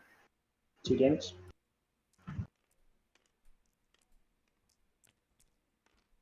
Good. Oh, now it makes both the field range. Hey! Ethan 6 saves. pointing out, fortunately, all these Probably Wolfen are going to should come reroll back the hit against thanks to him. their mutant healing How bad factor. I did. Got some Wolverines with Wolverine claws. Over here. Okay. So, Don't know who he has left Let me to see shoot. this I think board. he shot with the Marines, right? Is he fired with the Moirax? I think that's what he's just checking right now, and I think they're about to Oh, debate maybe that line of was the sight. Moirax. don't think so. No, No, I, don't, it's I, don't, close. I don't believe so. Yeah, Okay. I think they're measuring line of sight for the Let's do Balefire, that. but So it's cut- cBiscuit doesn't think he's line of sight for cut that, through the and building. that's... Okay. So, I would actually have to agree. I don't believe that's he's line of fine. sight. This guy still can shoot. This is bad sequencing, this obviously, boosted but that's gun. fine. Will be blue. Another 1 red. So now we're actually shooting the How many Moirax. shots? I'm going to spend 2 CP to make sure this guy rerolls to hit, because I need you to die. see a path of destruction on the Moirax here. Yep, which makes perfect sense. Alright, blue is boosted. Jonathan Gnarling. Where's the Yes. Hammer I will Rust? take that. Usually it's on this guy over Doesn't matter here. where we screw Yeah, rolling so it's on the anything Rune right Priest now. and Phobos armor on objective 4. He is the armor of Rust boy. Would definitely like to see it in the character ball, but I'm not sure if cBiscuit was This is going to be expecting to take. I don't think he was anticipating. Yeah. Yeah, I don't think he was expecting to lose a Reroll loot. hit. Yep. Yeah, we have seen the armor of Rust on that little ninja guy do a ton of work in previous games, Just but he is a little reroll too failed. far out to do too Yeah. much this game. That said, Just he's a reroll ninja, it. so he can throw a smoke grenade and be anywhere on the table. But I meant the wounds. Do you have to reroll wounds? Oh no, I don't. Not get really. reroll I mean, he's wounds, just gonna move a- like 20 inches in a turn. So Not the whole table, just most of it. Currently 5. Yeah, calm down, Do I Trevor. want to CP one of these? I'm and just so then excited shoot about the that guy guy. He's so for the cool. blue ones? I think 5 is more than enough to kill you because it's AP -3. But I really need to make sure you die. So He's debating using a CP reroll one of those. He's got 5 wounds right now because of I think even if transhumanist one problem. dies, Yep. it's the front one dies, I can still get into the characters, which is what I want to do. So, Yeah, and Tomb King Yeah, just we said can do exactly what that. we were thinking. Is like 1 Uh, dies, 3 and then the saves, Night AP Rampager can make it. -3. DS5402, yeah, the Rune Priest. It might actually be within 6 inches. This is a 7-inch zone, 7.5 inches, so definitely within 6, I would say. We might actually just see these engineers immediately get killed. I think they literally get killed. No. But maybe his plan is that they die in this turn, so he doesn't get a kill point for him. He only gets to kill more. Like, Yeah, I mean, I think you'd I rather don't have an understand. engineer Oh, okay, and Wulfen are Good gone job. now, It took so literally they die everything to the with Moirax. that's I it. don't think there's an. Oh, the I'm gonna try to Discordant now spare can you. see a solo. Priest. Oh, so now the Discordant's going to blow into the Wolf Priest, and that is well. I think the characters are just I'm kind gonna of do dead the, anyway. But we'll see how this plus my goes. damage thing. Yeah, I mean, We're not they over are roll, invulnerable but saves up the wazoo Right, up in here. D6 shots. Well, They at least on play Ragnar and the Wolf Priest. We could see a whiff on the Rampager, but it could be bad. I mean, yeah, if the Sorcer. Rampager whiffs, that's going to be sad for everyone involved, mainly cBiscuit. Yeah, we'll see if cBiscuit sees the heroic intervention here. Tomb King certainly did not. So, whoopsies. Yeah, that's Interesting. well, and then like This is gonna yeah. be You could you could even see this with a couple clever consolidates. You could see this 5 wounds. Phobos librarian kill both engineer squads this round. That would be horrendous. Amazing, right? But I'm rooting for him. I love that little guy. So they're 2 each. I think the chaplain Alright, just died. he's dead. Yeah. Or Wolf Priest, excuse me. 6 That damage should on be that very dude nice. from 26. Baleflamer attacks. That Baleflamer No, is so it's brutal, fine, man. it's 26. What an insane gun that is. Oh, yeah, +1 damage. Yeah, the salamander in me Murderfang have loves invul? Baleflamers. No. Okay, that's good to hear. Alright, Oof, that was brutal.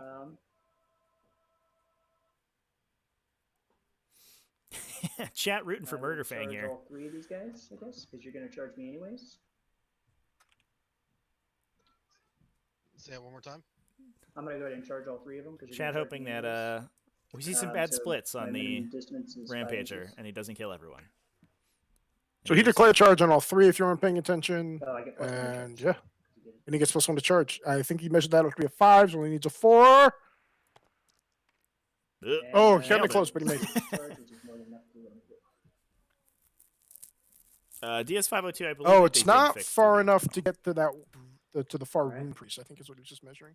I mean, really, you want to kill. So, what is the priority here for killing these things, right? You get Overwatch. I believe it's Ragnar and then So Murderfang. we got, I think it might be Murderfang first. Ragnar Just has 1 million attacks, approximately 1 million, but he is not strength 12 and he does not reroll all of his Nothing? wounds, which Murderfang He hits does. with his flamer. Murderfang that makes sense. Yep. has some absolute. Murderfang is way more of a threat to the knights himself. Yeah, for sure. Need 5s. Yeah, definitely. cBiscuit wishing Armor of Rust was over here because then this charge would be not great for this Night Rampager. Ragnar. Am I within 6? Yeah. No, nope, just out. So is Bolt good? And Bolt Pistol from the Priest. Now, Okay, so one save was made from the Overwatchers. Go ahead, Trevi. one thing we do have to point out here, right, is that this looks really bad for cBiscuit, but he has the potential of dropping all 3 Blood Claw squads into these melee knights, right, and could just punch the crap out of them immediately. I still think the Blood Claws are better off going for the Knight Despoilers in the back. I Exactly, think he that's has a. Oh yeah, okay. I thought you said melee Oh, knights. Yeah. I might have. I think he's meant the got- range knights, yeah.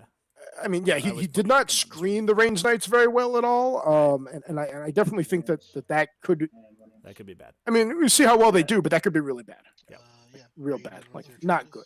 That said, without the Rune Priest or the Wolf Priest on the table, we're running out of buffs to charge. We're just getting looking for reroll 9s here, which is kind of the classic Space Wolf dilemma. You just gotta roll hard 9s, man. And my Rune Priest over here on objective 4. Can you heroically intervene? No if charge it's from the got disco is interesting. Yes. Oh wait, what's the Rune Priest right here? Yep. How did you get placed here? I didn't even see you put him on the table. Dude. Oh no! Yeah, he's in Phobos armor. Yeah. Yeah. put him there. You just heard Tomb King say, "Oh, I didn't even see you put him on the table there, dude." I'm gonna. Yeah. You can't heroically intervene though unless you use CP, right? Because I'm over 3 inches away. You forgot about the Oh, 6-inch Space Wolf's heroic gonna do intervention 6 there, inches. bud. All right. Oh, If no. he's there, I would charge the shit out of him. I didn't even see you put him on the Every board, bud. time. Okay. Yeah, go for it. Okay. cBiscuit being very sportsmanlike, Yeah, letting so the I had to charge there. the Yeah, I'd even. these guys I would've been charge. able to They shoot can't him. advance and charge because they have they are red Corsairs. So it No, doesn't matter if they're red. you advanced. No, this guy. But Oh, I guess never mind. You went over that way. Yeah. That's your Warlord, isn't it? Oh, he's saying he Is would this have your charged Warlord? him with the The Phobos knife. guy? yes, it is. Yes, he would. Yeah, because Yeah, he's within an inch of the wall there, Yeah, let me do that charge over there, then. so the knight could have gotten in. Didn't even know he was there. I still think killing the Wulfen's better than killing the Warlord. 7 inches. I think they're gonna get I it. agree. Yeah, you're there. The way this game is going, Sorry, I I imagine didn't that mean to like. Tim King would have the ability Cloak to and shoot this dagger. guy later in the game. Yeah, I Yeah, thought you saw me put him there. I had no clue whatsoever. I'm glad we know. I this Shroom actually King did talking that about his, before I before. placed the second. I didn't notice it. You noticed it. happened, yeah. They're like, what about? I mean, eventually I would have done the same thing that chat did, as I would have been looking around for the Yeah. armor of Russ, And these guys, and I would have eventually probably you found him. heroically intervene with the guy they just charged. Yeah. I was as long wondering as where you're that not little facing guy me. ended up because he wasn't in the character breaking the metal. I have to move to the closest model though. That's true. He deployed in 3 places. One of them was just hard to see. But you get bonuses for heroically intervene. Got you. It's the same as charging. Oh, okay. So, and I do I'm have afraid- the armor of Russ on this squad over here. Okay, they're gonna gonna strike start last. Oh no. Okay. Yeah, that's just an unfortunate. That's a dead situation engineer with- squad. engineer squad. I mean, Like, he is if a that librarian, engineer squad was alive, so he could just flub in Yeah, damn. because they're I would not kill good the at shit fighting. out of They're it. just okay. All right, But fine. 5 attacks could That or they just work and whatever there. 5 never attacks is with a a 0 Runic plus sword, 4 that's not plus. happy, right? Yeah, it's only strength 4. It's like though. 3s and 3s. I'm sure. Nah, Oh, it's 3s and strength 4s. You're four, right. yeah. 3s and 4s. Yeah. All right, over here, combat with this guy. Obviously, he's going first. Let's go with. I have 5 attacks base. Murderfang does not have an invul. That is correct. That is correct. Okay, and I can reroll hit against characters. And I have a strat that I'm also going to be using to try to kill some guys here. But you probably already expected all that.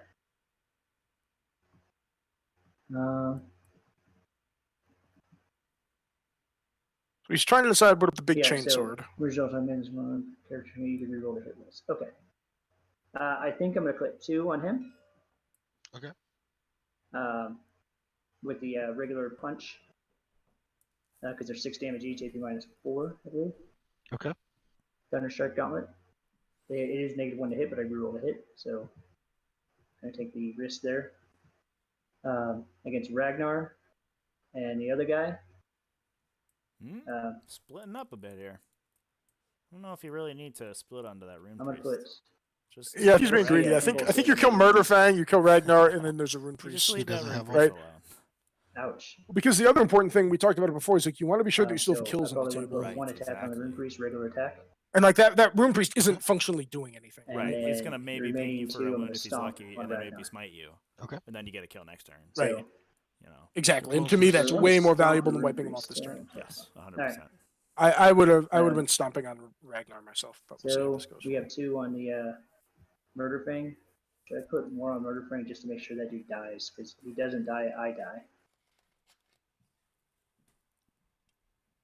-4, so you will get no save if I wound, right? And I'm wounded on Chat's slow. agreeing with us. Correct. They don't love these splits. Yeah, so let's roll his first. I got 2 attacks on him. And I hope these Please are don't stomps fall. going into Please. Ragnar. I would not risk it with 6 damage.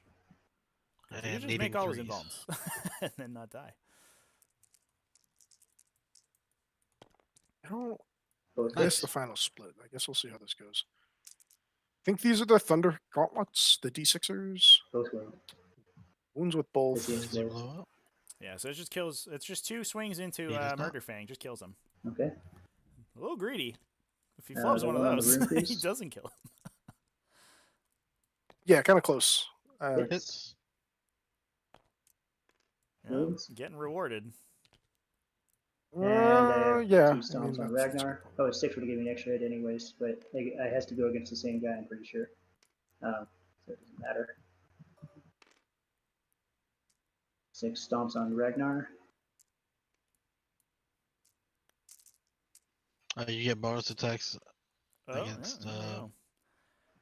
Well, he 6 rerolls up all with hits for his Rampager characters, right? If I Yeah. use with my weapons. Do I want to reroll? He's Oh hitting yeah, it you too already because he's rerolled. a rampager. Okay. Don't mind me. But it's the TTS dice Yeah, roller. so, Could strike. It does not. All 6 hits. So yeah, it looked like a bad Eight. roll, but it's fine. Ew. Ah, It's only strength 8. Is Ragnar tough 5? No, he's still tough He's a 4. tough Your AP one. -2, you get 4 pinball, right? I don't know, man. He's got like Space Wolf stuff on him. I Theoretically, think I can kill you with statistically, he the CP survives regardless with if this I dice do here. my. I think I need to wait because I can do Although he might the CP same thing to anyways. grab you with the fist in a minute, and it's better odds to kill you. So, He's talking about waiting and fighting again. so all I You do could is use hit. the strat Alright, that and I reroll it. knights So with 4 their Thunder saves. Strike Gauntlet have. I'm gonna Failed look it up 2. real quick. All right, it is 2d6 You got a damage, chance. or 2d3 damage. Sorry. He can like punch again or something with a Thunder Strike, right? So it takes Yeah, it's 4 called damage. Death Grip. After you All fight right. Yeah, So so I'm going to spend swing 1 again TP with to do the good old with the snatch and grab. gauntlet, yeah. Is that the end for of his combat? AP. I think that I After think it's he what he fought. just did. So Ragnar just took 4. I don't know if you were paying attention to that, Mhm. Trevi. And So now yeah, he's going to get I'll the read it to you. gauntlet to the dome. It's called what? Death grip. Yeah, that's good. Are Chaos Knights is better than regular Knights because they're chaotic? Use a strategy to Chaos Knight from your own and flip to the Reaper Chainsword. That's not it. It's Chainsword. No, Death you Grip. have. Yeah, you have to have used your Okay. gauntlet or gauntlet of ascension. You didn't. You stomped. Model from your army that is equipped with a gauntlet. Yeah, you Well, don't have to Gauntlet have Ascension. attacked him with the All I have to gauntlet. do is You be just Oh, have to my do bad. it. My bad. Yeah, Yeah, use. correct. Well, you get 1 attack. Tomb with King that is using weapon. it correct. Yep, 1 additional attack. Here we go. That is 1 CP, and we'll go to market. If he picks up Ragnar, this Okay. is. If It's he gets pretty- greedy and actually picks up all the characters, yeah. Hits. Does D3 mortals.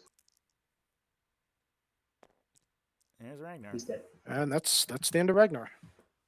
All right. Wow. Would you Okay. have- But would you have hey. fought on Combat death over with here. Murderfang here. I Oh, got 100%. Like Yeah. 100%. 5 attacks. Well, okay. I guess let's be fair. He only has 3 Hitting on CPs, 2s. right? But So fighting on death is real, and you might need those That's to true. make a charge, right? That's true. And you So want to represent that- the that's a- second heroic intervention And I'm too. strength 4 to toughness 4. So Right. So that's something I hadn't. so 1 at -3. Rune Priest only kills one 6 up. Marine, or maybe it doesn't even kill him. Doesn't kill I him. know Nice. blood claws can kill things, but And blood my claws range are is full, just. so I'm sorry about that.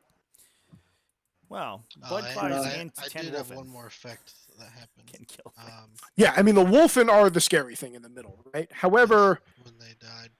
he lost all his charge bonuses outside of Spend the innate CP ones, with, right? Well, no, Murderfang.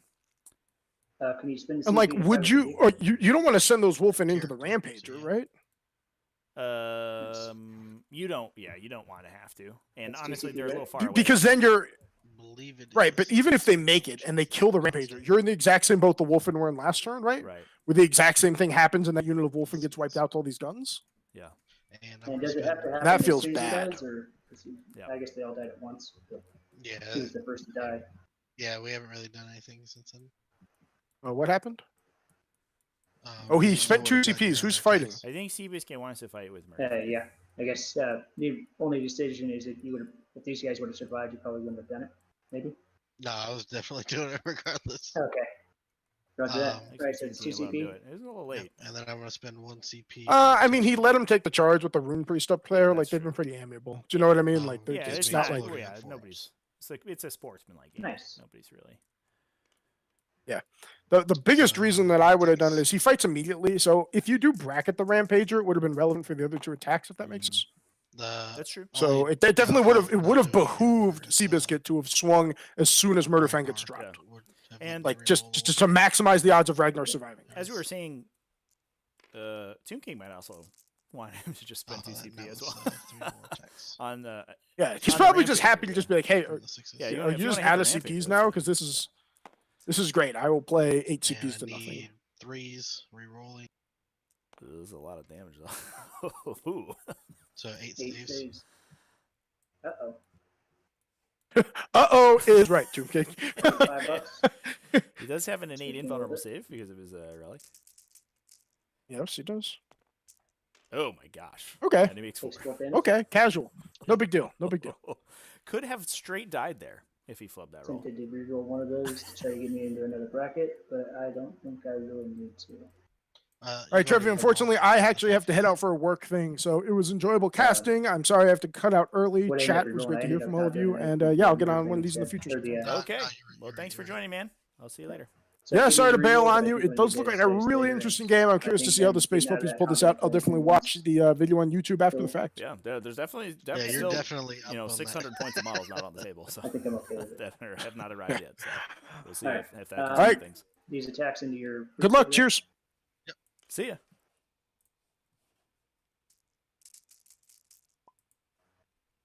All right, I've lost my co-host. It's All just right, me. so- You're stuck with me, chat. I get 3 extra attacks because of the 6s. Do those auto hit? I think they No. do. The Heretic Astartes one gives you an additional attack. Okay. It's not like mine that gives you a hit. Each time a model with this, it does target an Imperial enemy, make an extra attack. Yep. So Those are really 3 good rolls extra from these Chaos attacks. Space Marines here. Just 1 extra. 9 hits out of So 11 And these attacks. make 4s. Ooh. Oh, okay. Roll Owie. right back around. Only So 3 3. saves. So 3 saves. You got 2 up. 2 go through. And now in close combat, I've got a 3 up. Oh. So it did 2. Wow. Okay. You don't get any more CP reroll, so it needs 2. Alright, that is my Looks turn. like cBiscuit did spend down to Um, 0. I think I Well, maxed it. I wonder if he Touch of the Wild did the Murderfang yeah. on that swing. Oops, That's a sorry. good. That was a good turn for you. Yeah, I'll take it.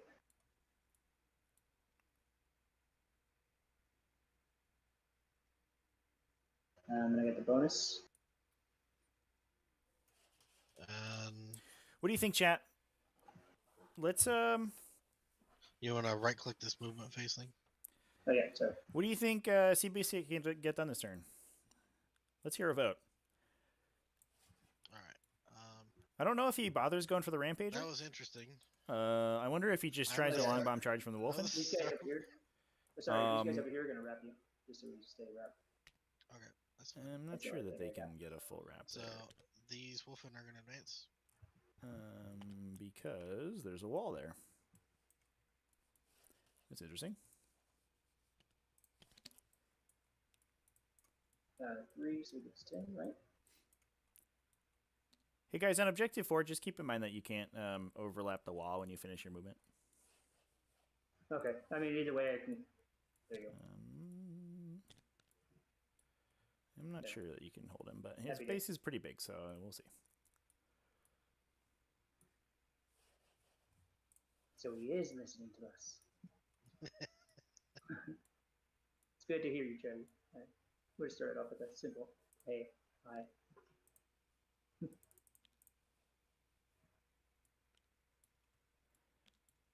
So looks like a big run move on the Wulfen. Well, not that big, only 3 inches. But it looks like a pretty easy charge on this guy. Maybe a 6-inch rerollable. And you I mean, you probably just declare the Lord Disco, I still think because if this you is a get a good winnable charge, game, but and it's then gonna be a lot harder than I thought it was. and then consolidate it in, you could potentially get both of these Um, guys, and that would be pretty yeah, we'll see. devastating in return. It'll be interesting. turn. And I mean, Depends what he honestly, keeps I on think this turn. cBiscuit has to just go all out. He's down enough on attrition right now that he's got to drop everything in to try to knock out one of these, or at least knock down one of these Despoilers. So that's gonna be it for regular movements. They are characters, so they can intervene, I believe. Okay.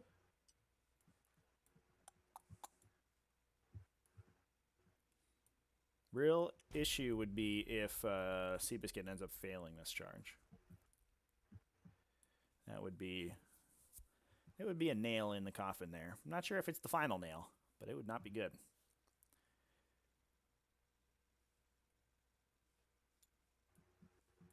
Now we did only see 2 Rune Priests drop in. Yeah, it looks like the last Rune Priest is inside one of these drop pods, so that's good. cBiscuit not out of denies yet.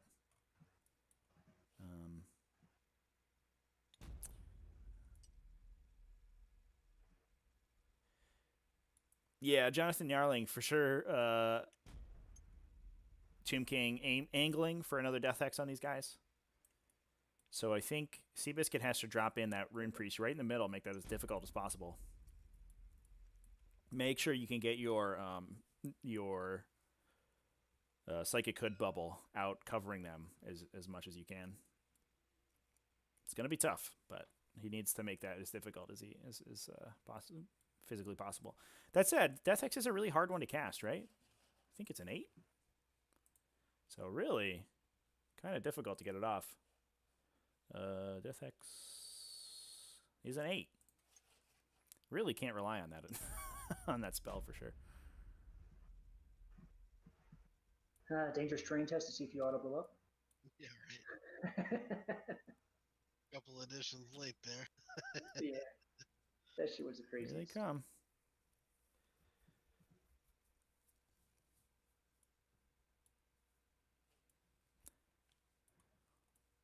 I'd like to hear, chat, what do you think about the decision to drop this engineer unit down here?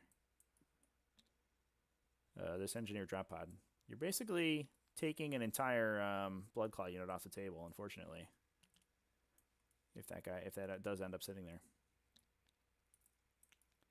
Yeah, Jonathan Yarling, yeah, these have to be 9-inch charges because they are coming out of a drop pod. But, I mean, fortunately, he can do it from out of line of sight, so he's not really worried about the Overwatch. I think this guy's gonna get you. And you are going to get a reroll from the Wulfen.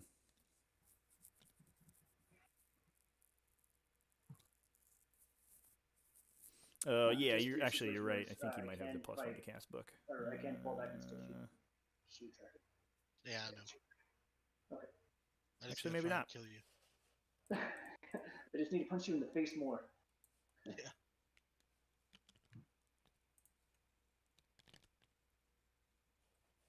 Let me take a look at Team King's list here. These guys And, do like to explode, so.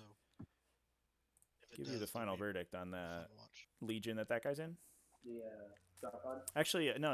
I think this is a pure Red I mean, like Corsairs the models detachment. themselves. I don't believe that he is a Oh, just randomly that he exploding. has access to the Malefic Tome. Yeah, here on TTS.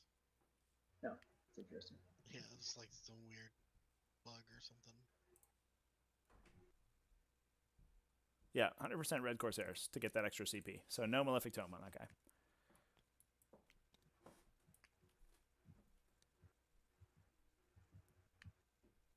I did give you your big game 100 DB runes.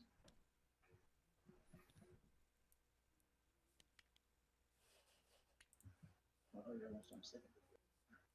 3. Yeah, you're almost second.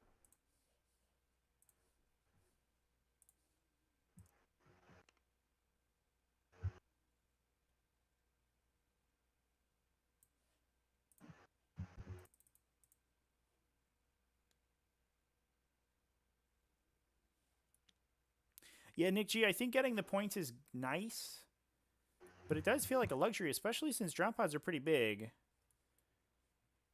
And if he wants to, So it's being Tomb King could just pull that thing off the table, right? Unfortunately, he doesn't have a better spot, but giving up all that damage output and the potential of that charge feels like a lot.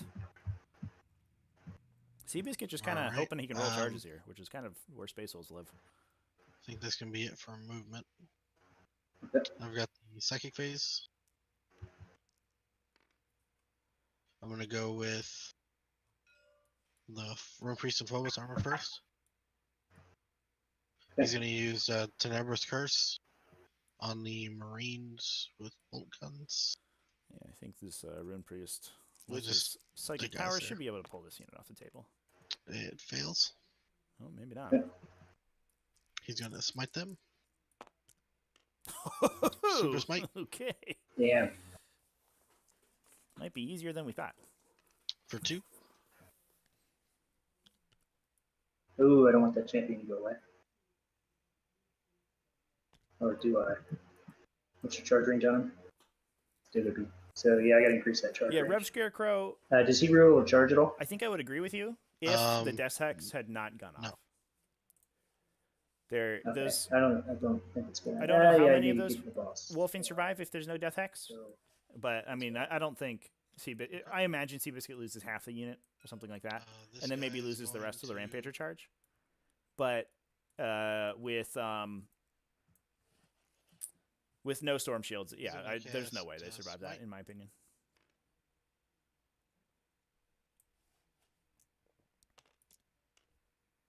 It does not go off. ouch. He's gonna cast Jaws of the World Wolf.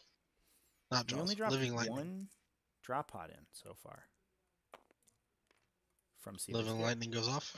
I don't think there's anything I can even do about it. Interesting. What's play. the design to do?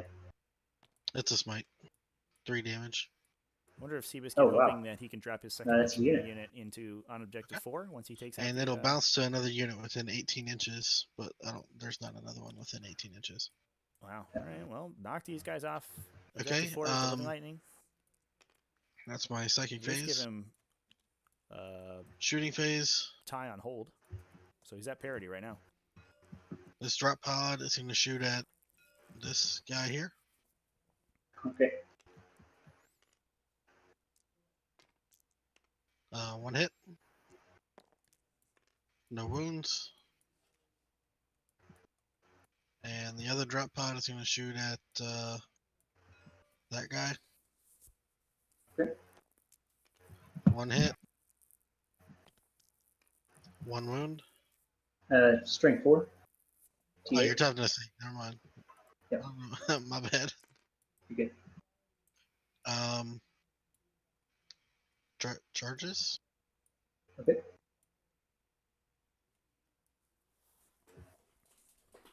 I'm gonna start with Yeah, Rev Scarecrow. cBiscuit does have behind enemy lines. So you can see the right here. blood claws here. The blood claws are gonna I agree. charge Recon would have been tough going the second. Disco Lord and Recon's both always tough going knights second. here. But All right. I'm gonna behind overwatch enemy lines with with all the these drop top pods guns. and these aggressive blood claw units, I don't think he it's can a see you at no-brainer. all unless you fucked up deployment. No. So just the top guns and the gun rolling.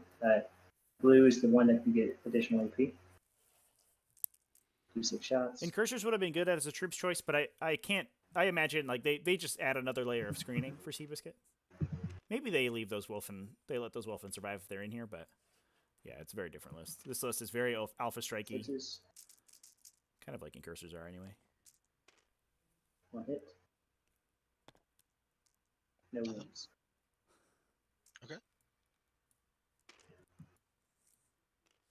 Yeah, I can make this screen a little bigger. Might help see the Double ones secondaries if they're a doesn't little make it. low res I'm on the stream. within 12 of Hopefully that Wulfen, so I helps. get to reroll. All right.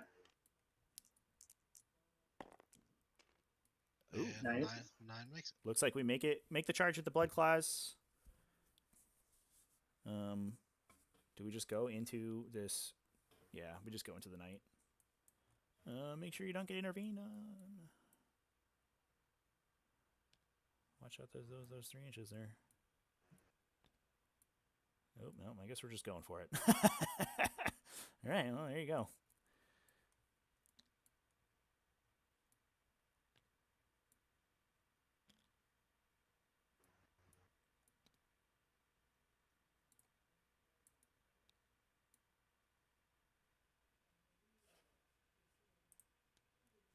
Yeah, I'll keep that in mind in the future. For the score sheet here, it was a little small. Looks like these blood claws really spreading out. I think cBiscuit assuming that he's going to be able to knock out the Lord Disco with the Wulfen. Both Power Fists going to the Knight, it looks like. With the Wolf Guard pack leader and the standard pack leader right here.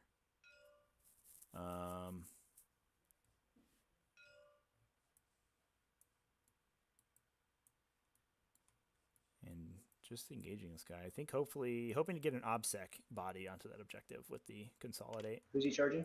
But I feel like That guy in combat. Okay. They're gonna die if that guy doesn't. He might have issues because people are in the way. Yeah, I'll still be able to be within an inch, though. I don't think he will. Ew, yeah. A little bit of a sloppy placement by cBiscuit on these blood claws. What? Unfortunately, the battle leader not able to get with a 9-inch movement, not able to get So you have to get within an around inch of the wounded Yeah, because of the way I knight here. placed there. Yeah. Got to pay attention to that, guys.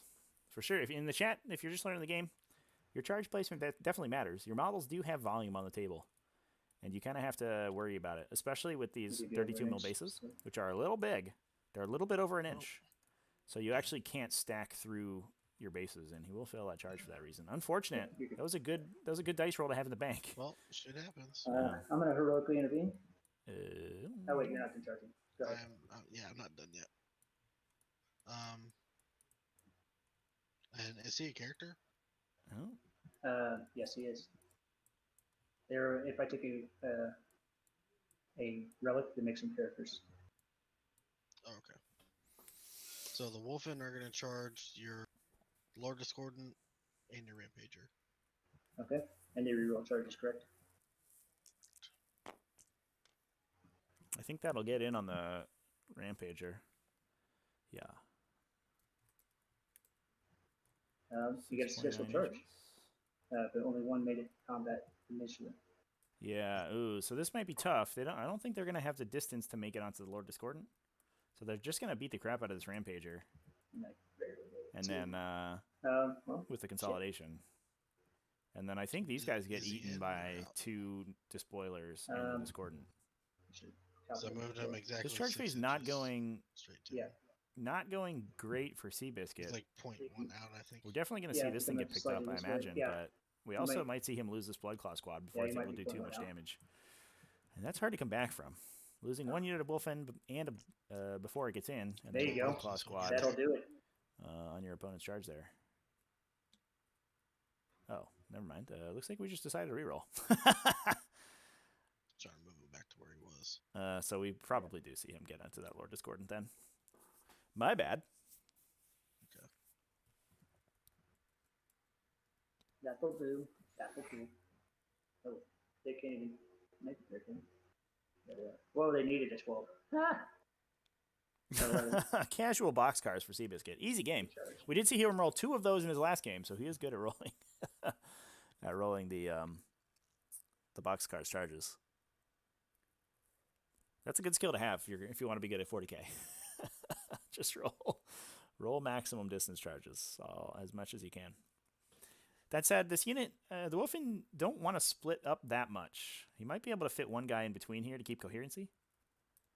But you do want to get as many attacks on both these models as possible because they're not that easy to kill.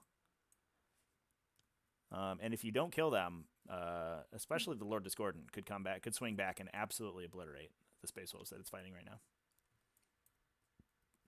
And he does have to move a model into the center. Yeah, looks like here he comes.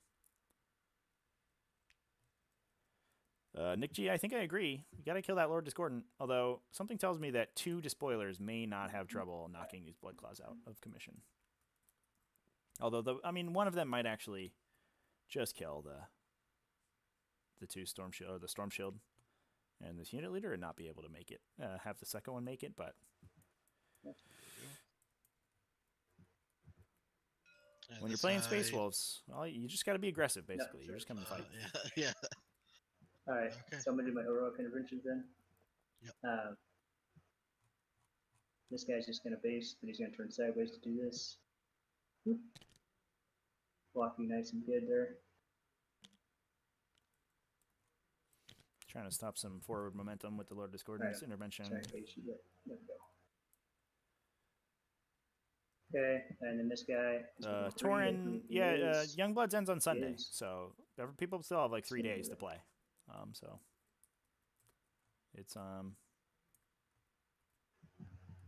we still have a little bit of ways to go. Alright, Typically, we see a bunch of games get played over the Alright. weekend, which seems pretty obvious, but so I So imagine I'm we'll gonna see start most of those with, get wrapped up Saturday or maybe Sunday morning. That's round 1 of the Youngbloods tournament. It's a tough one. This, I think I got to start with the Wulfen. yeah, you have to. Yeah, you have to white fight with the Wulfen and knock this. I Discord can't down. interrupt. You need to start with the Wulfen. All right, so starting with the Wulfen. Because then I would just house the crap out of him. Nick G, you have to cut the disco down some of the buffs he passes around. I'm not sure that the Lord Discordant's passing any buffs around this game in this particular list. I don't think he has any synergy with anything in Tomb King's list. He is a good option because they're just good at doing damage. So Issues, this guy's got to come here. I don't think he's not he's not So you doing won't be able to nothing. move too far? He's gonna hit people with his big He's stick. talking to King for here, too. But yeah, Torrid, I think we got started on Friday last week, but usually we give everybody a little bit extra time round 1 in new tournaments.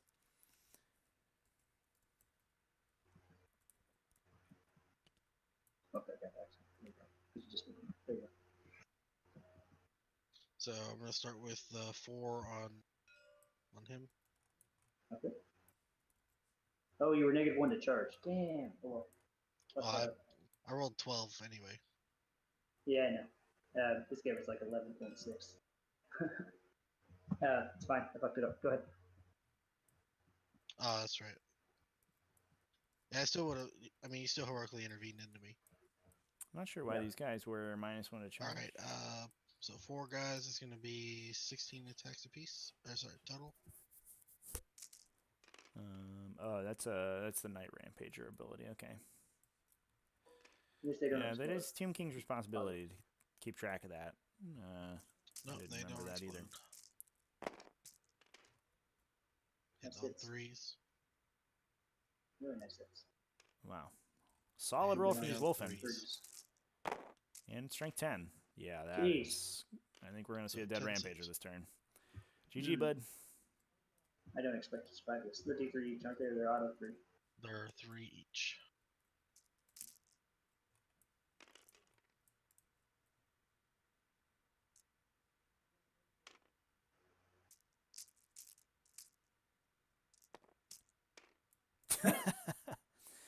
Um, 7, 8. Do I want to blow up? That would have just killed him. From full. No, I want to come back to life. Unfortunately, Strike. Murderfang's heroic sacrifice. So- In vain. Let's see if he explodes on his own. That was an insanely good roll. He does not. Alright, I'm going to go ahead and drop the 3 CP to potentially get up at the end of the turn. Or into the phase. It was an insanely good roll from those Wulfen, though. Okay. 4 up, he'll get up at D3 wins. But we are going to see Okay, him Which is respawn good. potentially Here, with I'll the start with stratagem. the pack leader. He's got 2 frost It's claws. packed with the Dark Gods. Is the stratagem. I had to look And it up. he's I forget. 4 I know the other base, one's our Darkest so Hour, I 5 think, for is the charging. House Tyrannus stratagem. Leave But plus the Demonic Pact is a for little the different. claw. Eureka! Looking forward to the next round of Youngbloods. Yeah, man. Yeah. Thanks for So, joining. I'm glad a lot of awesome people addition. coming So in and trying out their 7 first tournament. to 4, 5, 6 attacks. I know round 1, there were a couple blowouts round 1, which makes sense. We do, let people up He's to gonna 6 be hitting months on 2s. join, 6 months of experience, so there is a little bit of some experience Is it? disparity. What's your um, toughness? But Toughness is usually 6. that just means that So round 2 you're going to play somebody 5s, but who's I'm rerolling all who's wounds. probably your skill level, and you're going to have a much more even game. With 3 saves, AP -2 or 3? AP -2. Okay, so he's got 4x.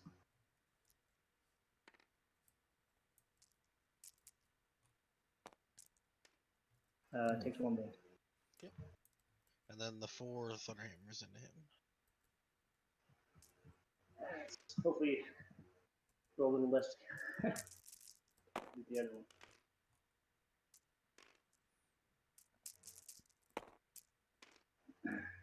Nope. This Thunder, Wulfen Thunderhammer's going ham. We're seeing that the immense I'll just power keep that you this guys unit brings to the table.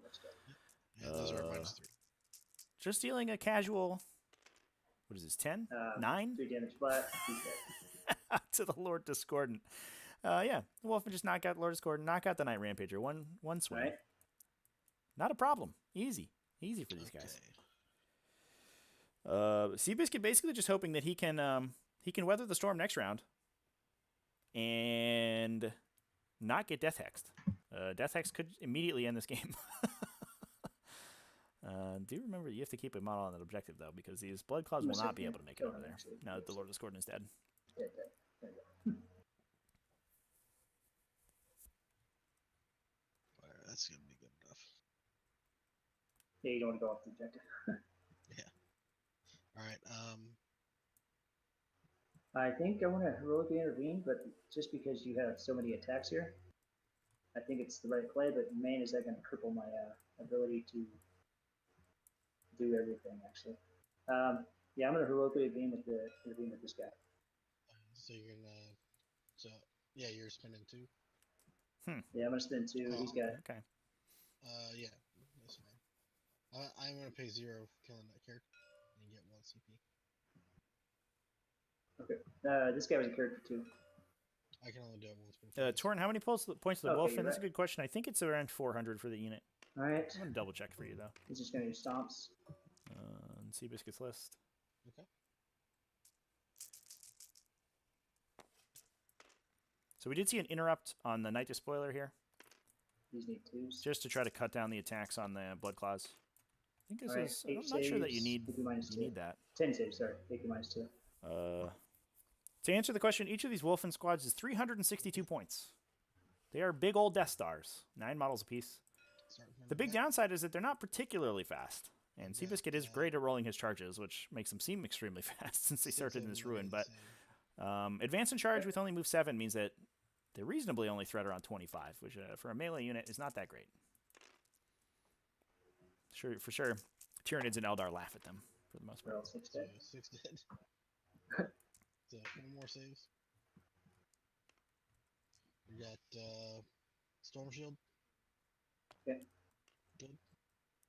Storm Shield. Good. But Storm Shield. Good. Storm Shield. all right, there you go. So 10 wounds went through in this unit, 6 of the standard Blood Claws taken out, but the Wolfguard pack leader does have a Storm Shield and saved 4 in a row. So that both of these Power Fists are going to be able to swing back. Pretty solid. Although I wonder if this unit might get some casualties from morale this turn. So they're both going in. It's going to be 8 attacks, 4 each. They both have hammers. Power Fist. Okay, so -1 to hit. Yeah, but they're +1 to hit because they're Space Wolves, so they're going to hit on 3s. Okay.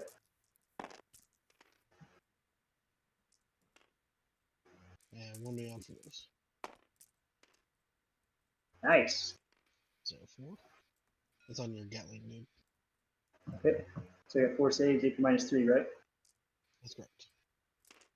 So 6 ups.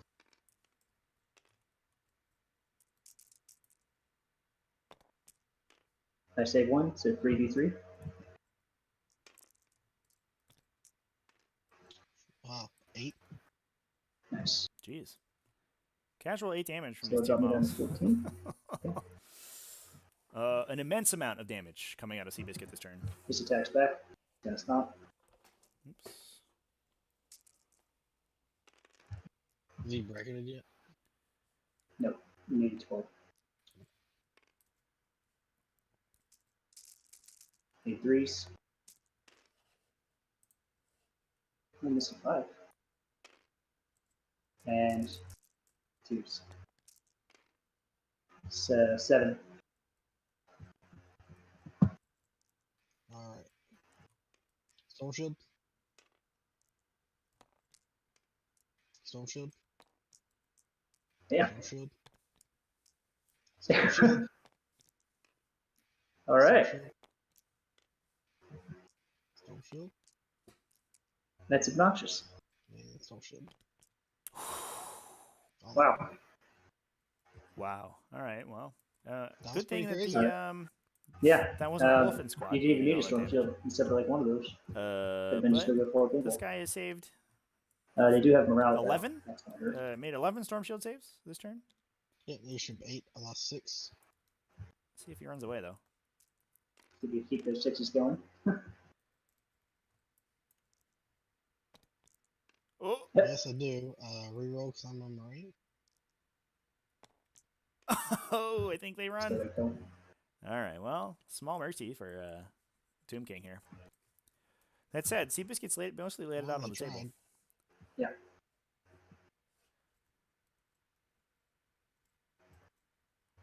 All right. Forward up, I get back up over there.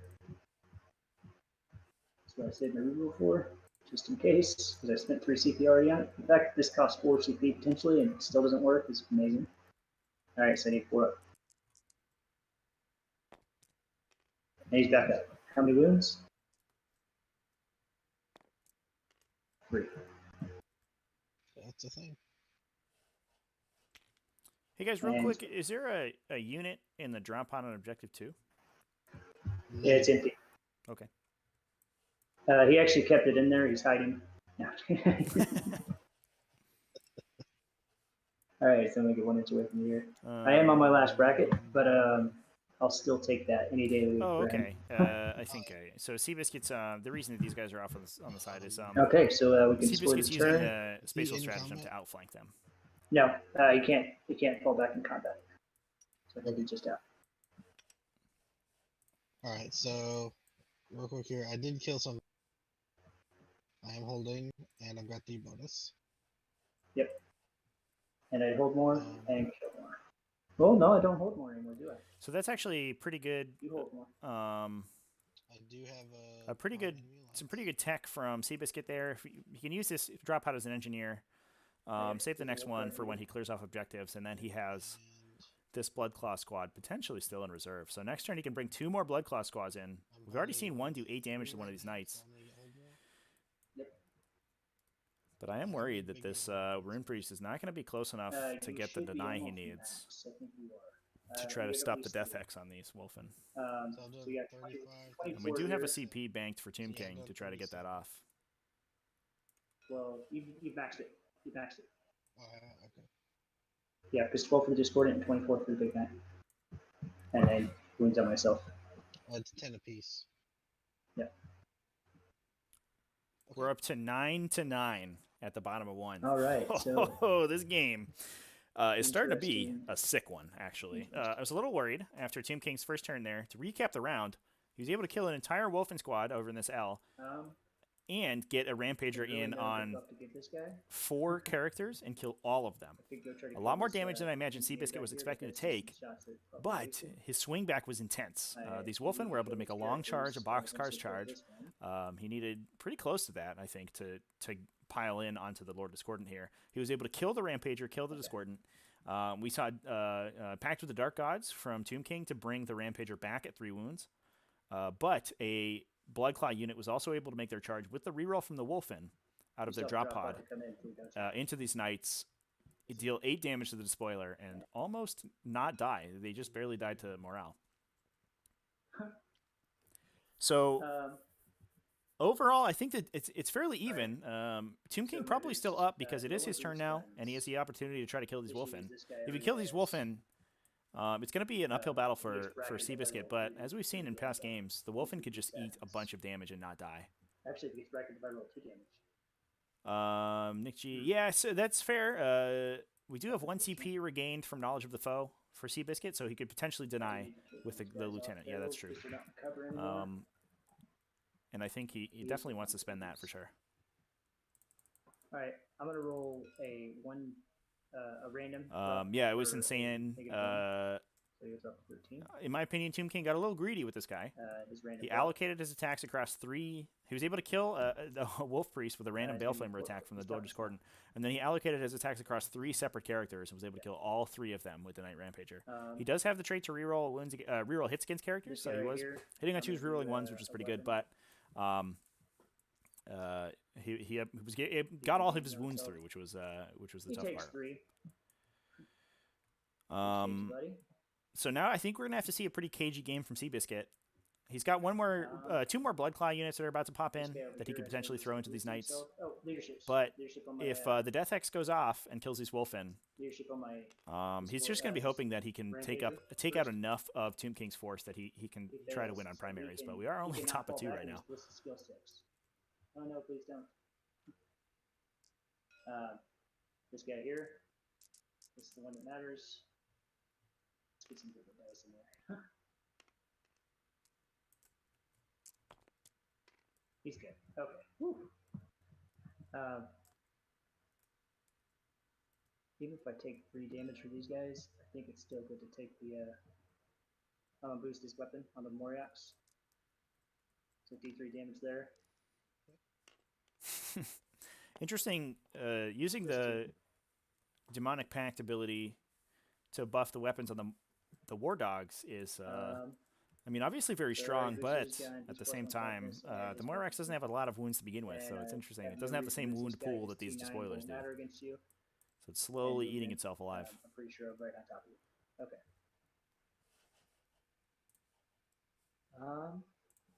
And he's prepared to suicide into his Wulfen to finish that out. Okay. I think that's that. Sorcer with a jump pack.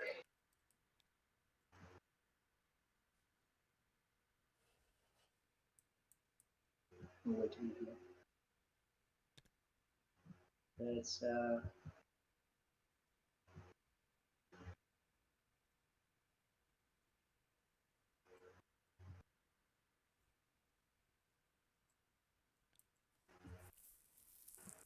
don't think it's going to matter if I'm on that objective besides the 12 more.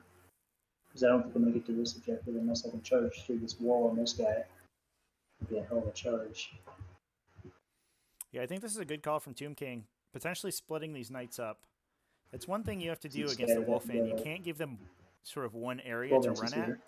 Because like I said before, they're not blisteringly fast. They're sort of above average speed, but we've seen cBiscuit in previous games have a tough time with the Wulfen responding to enemy movements because they do have to effectively just turn around and just chase after whatever they need to. So if Tomb King ends up maybe moving the Gatling Cannon Despoiler back here, the other Despoiler up to the top towards Objective 4, yeah, exactly like he's doing, it makes the charge a little bit harder for the Wulfen. That said, this is a little close, I think. That charge isn't that hard for them this coming turn. Make sure I get that.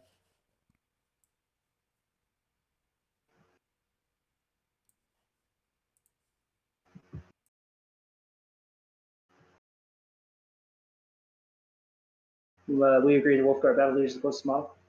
That guy. I can always finagle this around if I need to. Nick G asking about the Ninja Rune Priest. Okay. He's still here. He's alive and kicking, and the Engineer Squad is not. He unfortunately ended up losing the fight with them. He only got 1 wound through, and they made their 6-up save. But I don't believe you can do both. he was bailed out by his Rune Priest buddy over here. Between a Smite on him and a Living Lightning from the other Rune Priest, he was able to wipe that squad out in the second phase. Either way, I plan on charging it. So yeah, orange charge. Sam Ware, 8+3d6 still seems fast to a Necron player. Let me tell you, bud. Necrons can move an infinite distance in 1 turn, so I'm not sure that that's totally true. This play feels aggressive, even if any of these Wulfen survive. If cBiscuit doesn't have to spend that CP to deny the Death Hex, we might see a heroic intervention here and try to kill that guy. Although I imagine they'll probably have a little bit more trouble with this Rampager, so.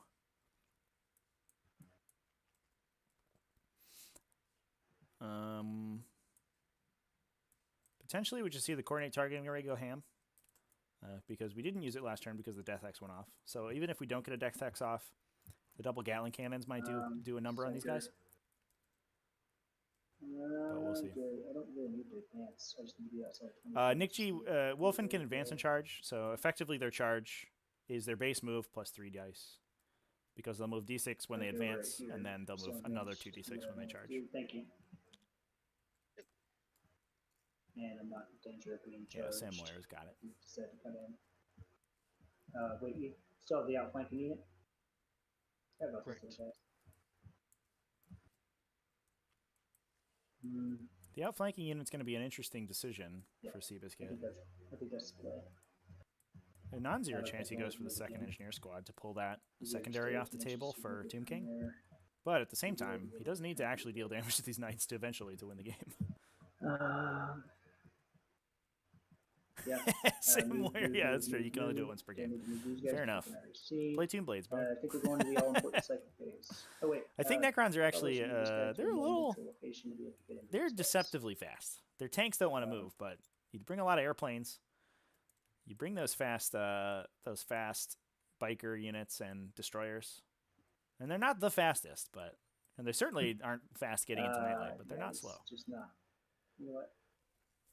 Let's just keep there. It's not really good. I think you're gonna try to keep these guys in the ruins here if I get the thing off anyway. So, just a 7. All right. So the all-important second power. We're going Death X. Here it is, ladies and gentlemen. Ah! Do you reroll? I got to CP the 1. There we That's go. Unfortunate. Need a 5. Need a 5 plus. I need a 5. You got to pick it up. Yeah, you got to use a different die. DTS dice roller screw you. Here we go. Oh! And we get. Oh man! It's huge. All right, hold on a sec. I think I've got to spend 1 CP here.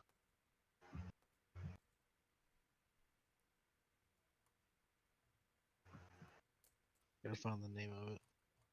Making this guy a psyker. Yeah. We're gonna try to deny. Do you have to do that at the beginning of the phase though? No. So I'm looking at. Okay. I believe you use it after an enemy manifests. Yep. It's at the start of the phase. Oh. Yep. Wow. Just kidding. Alright, so it's off. I have been playing that. Alright, so you got Death X off. Alright. And fortunately not with my own I wouldn't have made it anyway. okay. I was like, when you rolled it, I was like, oh, did you actually? Okay, whew. Yeah, fortunately I haven't played Space Wolves myself, but right. against Space Wolves, they have tried to deny me.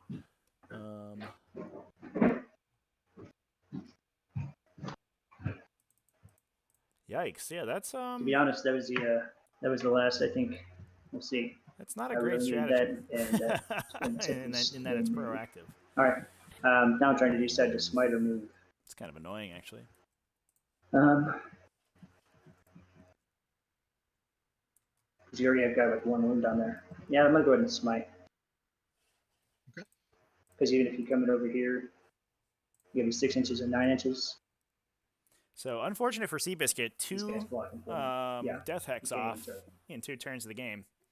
Okay. I imagine we see another dead Wulfen squad here, but we'll see. Smite. Maybe they just make their DPRs. Fuck. Super. Okay, that's a D6 smite. Here we go. Go for 1. Yes, the 1. So that's at least reassuring. I think Tomb King feeling a little worried by his success so far. The fact that he's got a super smite and both death hexes off, but it didn't do that much damage. I think the next to shoot. Yeah, Nick G, that might be GG. I hope it isn't, but we'll see. I messed up the placement on Moirax. Oopsies.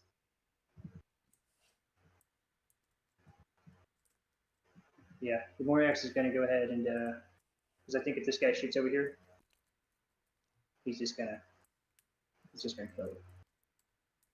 And Moirax, or he has a good chance to kill 4. So we'll shoot the Moirax first, because I can see with 3. Yeah, so Tomb King mentioning he's 3-6 a little bit shots of for awkward line Moirax, of sight 1 here. with the gun, so You please can do something probably blue. see 2 with this Despoiler. So he's going to hope the Moirax kills 1 effectively, which he might do. That was some terrible shooting. Yeah, so there that works. Oh, don't even use the dice. That's a story of these 6 shots right there, though. 3 hits. And 3's to wood. Alright, AP -3, so they won't get a save. 1's damage 3, 1's damage 2.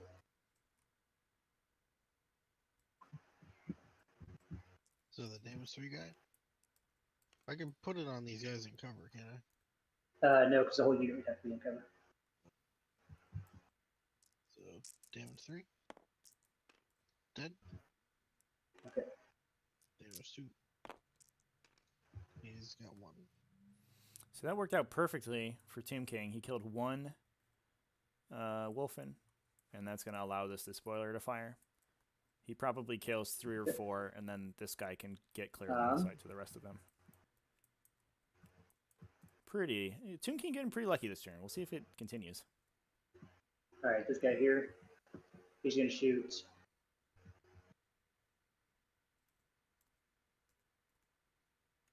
One battle cannon to this guy. Okay. Is that overkill? Probably. Now I need him to die. He doesn't even 3-up. The Stalker Yes. battle leader. Yep. Yeah, 1 battle cannon, 9 stubber. Boosted battle cannon is going to go here. Okay. And my top gun is going to go.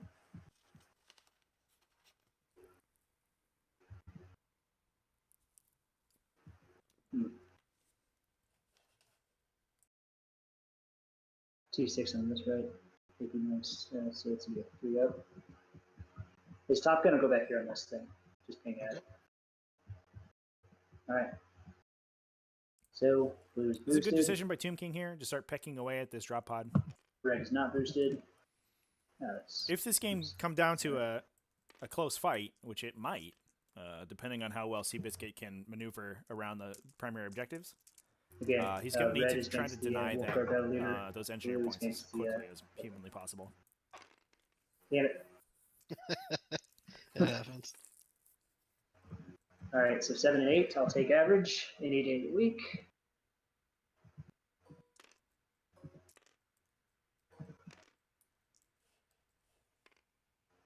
Gives me 3s.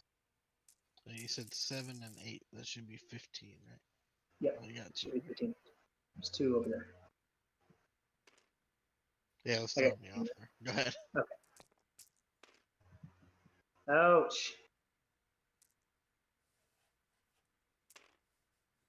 And 2s. Anything buts. Ooh. That All looks right. pretty bad. But fortunately, AP he is minus straight an 9. additional, so it doesn't really matter. AP -3 on the Wulfen for 2 of those. Yep. So I think they just think feel no pains. Let me move all these out of the way. Actually, if you want to go ahead and roll 4 3-ups, 5 3-ups, because it doesn't matter. Yeah, it doesn't matter. So 5 3-ups. Actually, yeah, because they're all not boosted. But Okay. fuck. I rolled 5 3-ups. That's what you wanted. That's Interesting. Looks like Tomb King's actually fast dicing on the Wolf card. damn. All right. And On the Wulfen, you cBiscuit's got luck 1 6 up. on Storm Shields continues. Oh, AP -2, you're Just made 4 up 5 more. normally. So you don't get a Yes. 6 up, do you? Yeah, be 5 6. So has to be -3 to I not think get a we're save. Yeah, right. Okay, so we're 1 6 up. 16 Storm Shield saves. We're like 16 for 1 right now Nice. for cBiscuit Storm Shields. Okay. Absolutely crazy. So damage First for one. those 3. First one is 2. Hold on. But you already have a wounded guy, so I'll be on him. He's dead. Dead.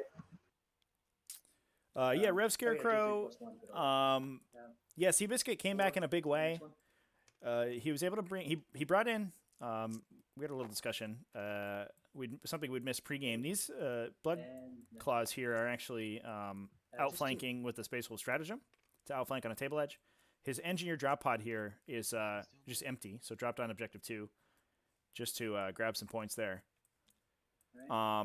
This night shooting everything. cBiscuit was able to put in his Wulfen squad, made a reasonable advance, but then was able to, with a reroll, get into a 12-inch charge to get into the Lord Discordant in the center, as well as the Rampager.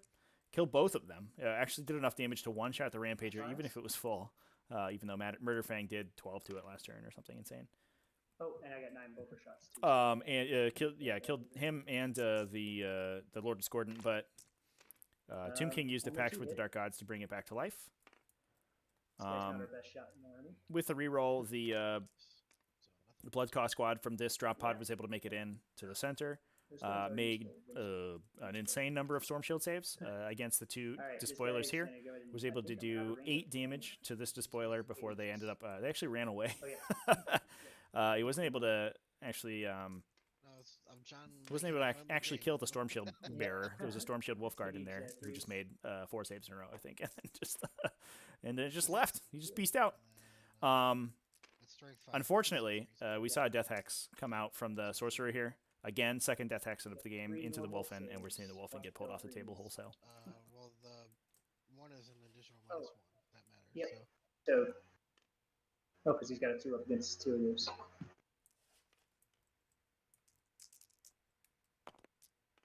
That would happen. Okay, so 2 wounds.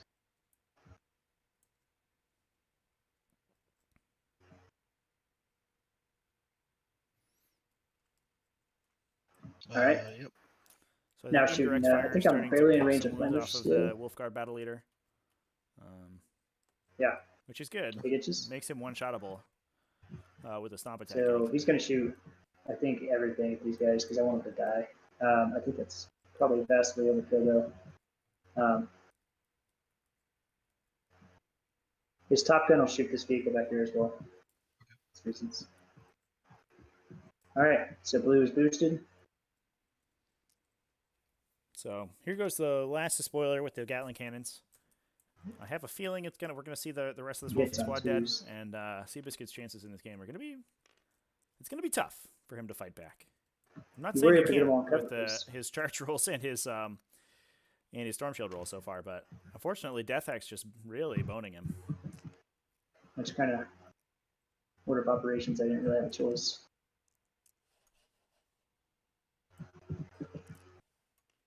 All right, so it should be 24. Blue's boosted, hitting on 2s.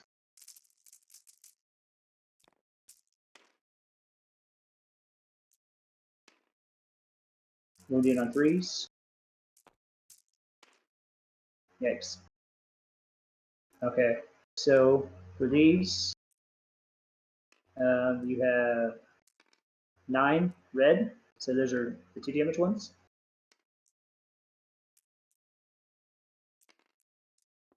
And you have 8 blue.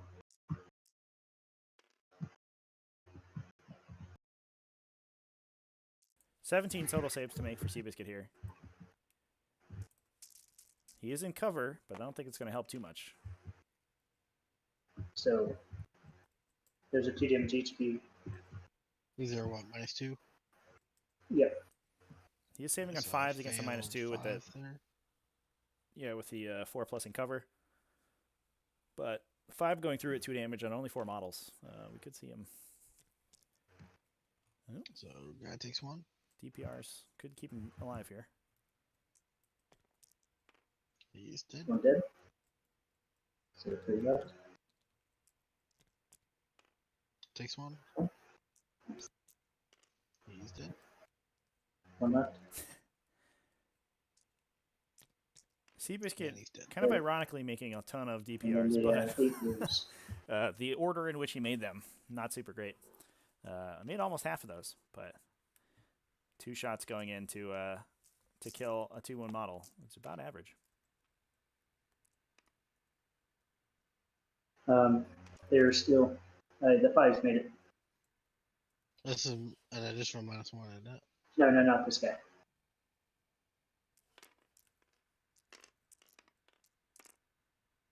So I failed. So I failed 5, so it'll be 15 damage.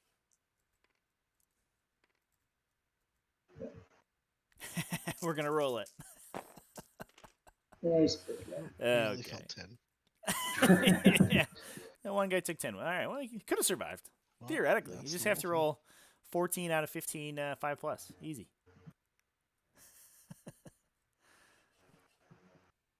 Do you want to keep playing out, or you want to go ahead and call it there? No, I still want to keep playing. Okay. I gotta get points. Interesting. Roger that. Tomb King offering So shots. Offering a concession This guy's both skill to- 6. or, But, oh wait, for- it's Top Gun. D6 shots. for cBiscuit here. cBiscuit saying, nah, man, I'm playing it out, dude. I respect that. And I think you got to play it out. Sometimes in 40K, if you're new to 40K and this looks unreasonably, it's totally unwinnable, you can hit situations where good play and some good dice gets you out of these situations. One wins because he's a badass. We could see this Wolfguard battle leader with Worm Splitter survive and bang into this Despoiler, deal a bunch of damage potentially.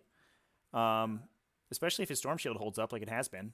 And then we still have 2 Bloodclaw units off the table that could come in, maybe bang out another Despoiler. And then you're down to a run Rampager with 3 wounds left, you know? And the game's back on, so definitely the right call by cBiscuit for to play it out. You still there? I think we lost him. Biscuit. Will we lose a player here? Hey, Discord's not responding, so give me a second. Okay. I'm talking to you through the game. You can press and hold C to talk in the game. Okay, roger that. Oh, wait a sec. You troubleshoot? There you are. Sorry about that. Let me know when you're good, brother. Good. All right, I was just checking to see if I could charge both these guys and the drop pod. I think I can, just because of the length of my base. But we'll find out. So to answer some of the questions in the chat here, while these guys are planning out their charges.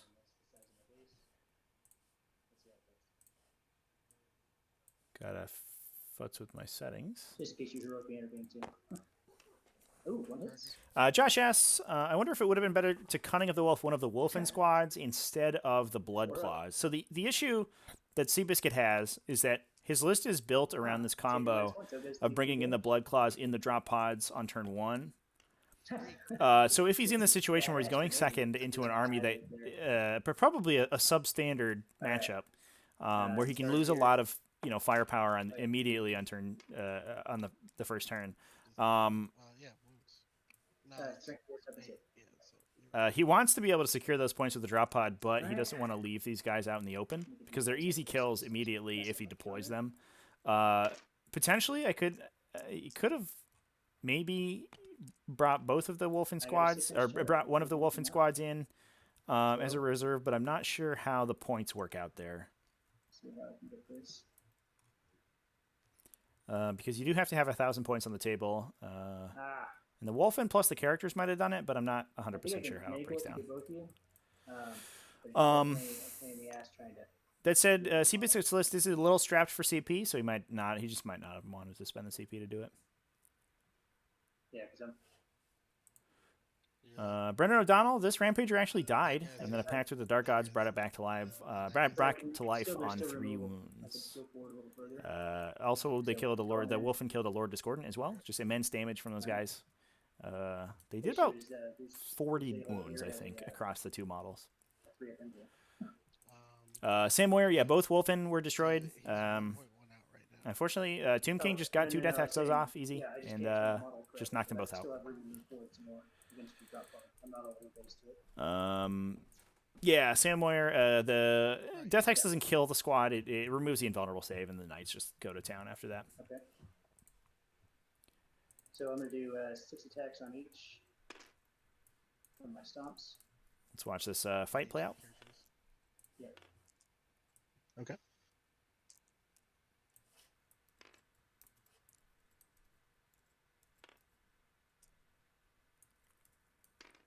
Red's going to be the priest.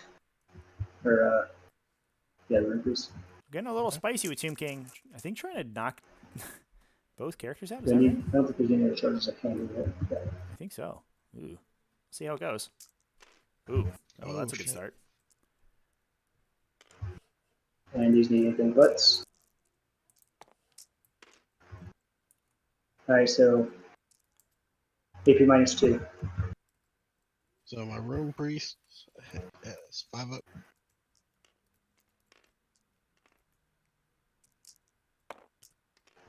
Made 1. Okay. How much damage? 2 go through on the Rune Priest, it looks like. If we see a flub on these dice here, we could see him survive. Nope, that's going to be He's dead. 5. Burns him down. Ooh, that And sucks. the other one? But here's the big one, is the Wolfguard Battalion.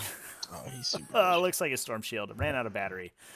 Oh, dear. Well, that's not great. Yikes. And your drop Alright, will get hit. he has 0 attacks.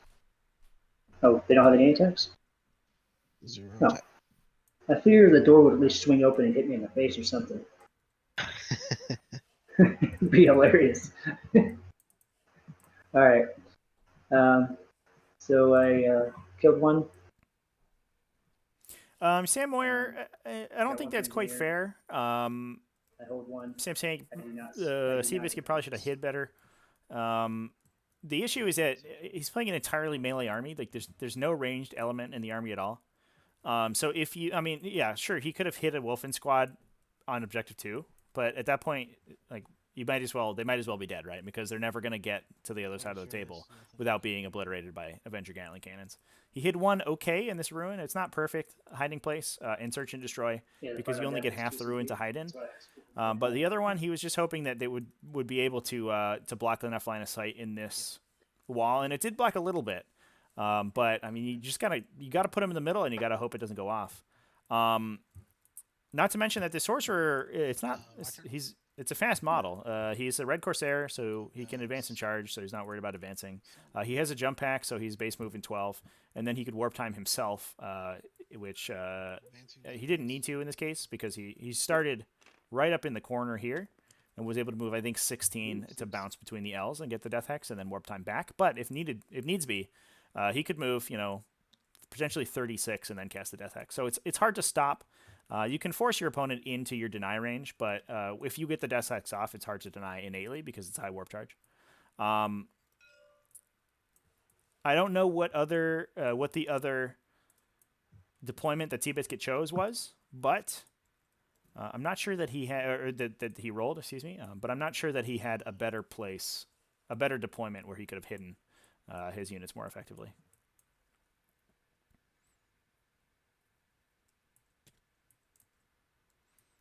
So I think he just had to hope you don't get the Death Hex off. It's hard to cast, and Tomb King got very lucky by getting it off 2 times in a row.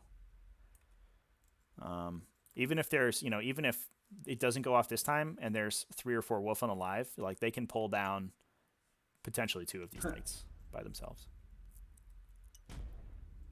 So it looks like we're gonna try to see a charge from the Blood Claws to pull off this Despoiler with some lucky dice. And I wonder if we see the other ones come in here and we just try to get both of them in and do some good work. Unfortunately, I will say something about cBiscuit's play here. I think he's playing out the matchup well. He's gotten a little bit unlucky, but he basically has to play entirely aggressively to get back in the game. But I will say that this Space Wolf list in particular is extremely alpha strike oriented. And if you play a solid defensive game like Tomb King has been, and you just accidentally go second, I think it can fall apart relatively quickly. It won't matter anyways. You'll play it back.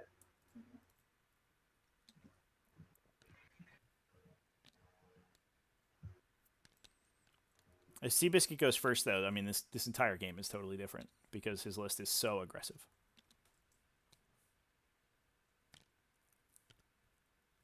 Yeah, Sam Moyer, once the game goes up on VOD, I'd recommend checking out the deployment. And certainly if you could see some better positions for cBiscuit to have deployed in. I don't like I said they were playing Search and Destroy deployment, so they each had a table quarter. I'm not sure what cBiscuit's other deployment was, but there's not a lot of better ones. I mean, I think he was hoping for a Dawn of War, maybe. That's probably the safest, especially going second. But Search and Destroy might have just been his best call. One of the intricacies or the idiosyncrasies of this map that we're playing for T5S2 is that a lot of Nova setups have the L's in the opposite orientation. And that makes Search and Destroy extremely safe because they block line of sight basically to your deployment zone.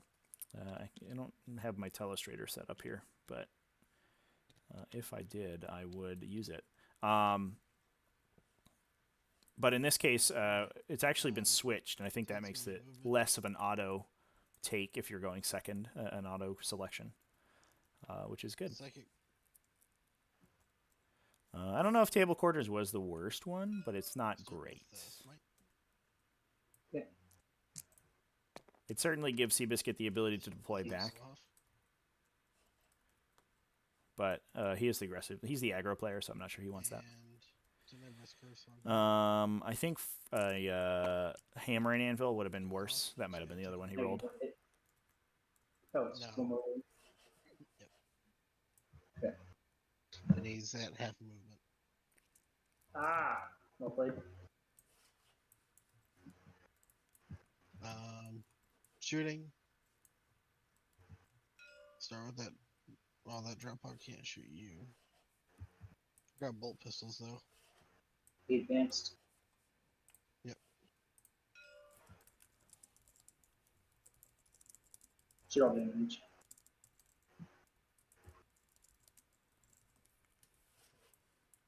Oh, almost well. Looks like Sorry, guys, Torin 6 bolt asked pistols. ages ago when we were in Tomb King's turn, is Cronus and Kraken the only viable way to play competitive Tyranids? I can't see anything that's better or equally as strong. So Cronus Kraken is certainly the best and the most consistent, but I don't think it's the only way. Behemoth, we talked about it a little bit on the stream this morning. No, we Behemoth got, has some benefits. charges. You should want to shoot here to potentially knock yourself out of charge range. No. Good try, sir. Behemoth I'll deals start additional with this damage, squad here. and that's very Turn important there. because Tyranids Okay, I typically will sometimes have overwatch, some issues with damage. And not sure this last guy can see. Yeah, he can. Okay. So I got one is rapid fire. I don't So think the this +1 to guy's wound rapid power fire. and the size of Tyran are both pretty No, he's reasonable. not. Jormungandr has some tricks. Yeah, you should definitely throw a grenade or Lurking shoot Moz him is an first. incredibly strong psychic All right, power. Just so gives full rerolls against the That unit is a essentially storm bolt over for 2 shots. Jormungandr. Plus, being in cover for heavy stuff like exocrines or whatever is sometimes pretty useful. Shot and rapid fire shot. I think if anything, Jormungandr seven probably total, has what I the got. most open design or open sort of play space That that was hasn't been those hits. optimized yet. So I think So they there's just probably a stare Jormungandr you list that down exists as you that come across the sort of field. we haven't sort of unlocked, That's all right. or at least a Nick, whatever. Jormungandr detachment. All right. This guy is something new. Okay. I'm in. Yeah. You needed that charge on the others. Yeah, Rev Scarecrow, frontline assault. So the pointy hammer and anvil deployment, I think, is the best because you can place the Wulfen inside this L, and then they can only be shot from this side. In fairness, though, Tomb King's not an idiot, and he's going to deploy his ranged knights on that side in order to threaten that. But it does block their movement a little bit, and I think it's unreasonable to assume that he can kill both Wulfen squads. So if he moves up too far forward, then he could potentially get got. Armor of rust on But him. yeah, I definitely think that would have been better than table quarters. That's It's what you're not trying to roll wrong. for if you're cBiscuit for Probably sure. not going to be as planned. Oh, I called it frontline assault. It's a spearhead assault. You're right. Yeah, frontline assault's the long ways one. Yep, hitting on 2s.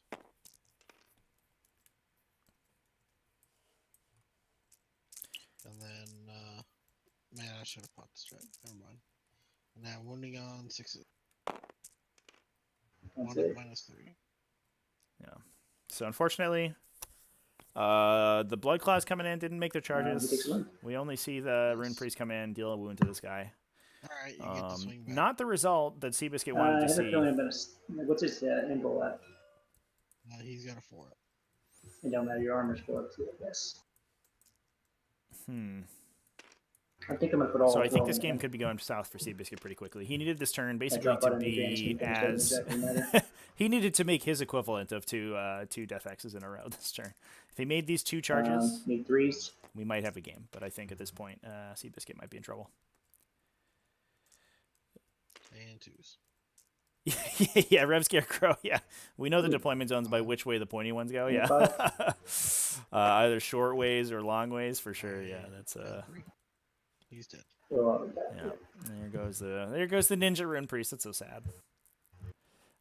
So at this point, so I didn't kill anything. So you killed more.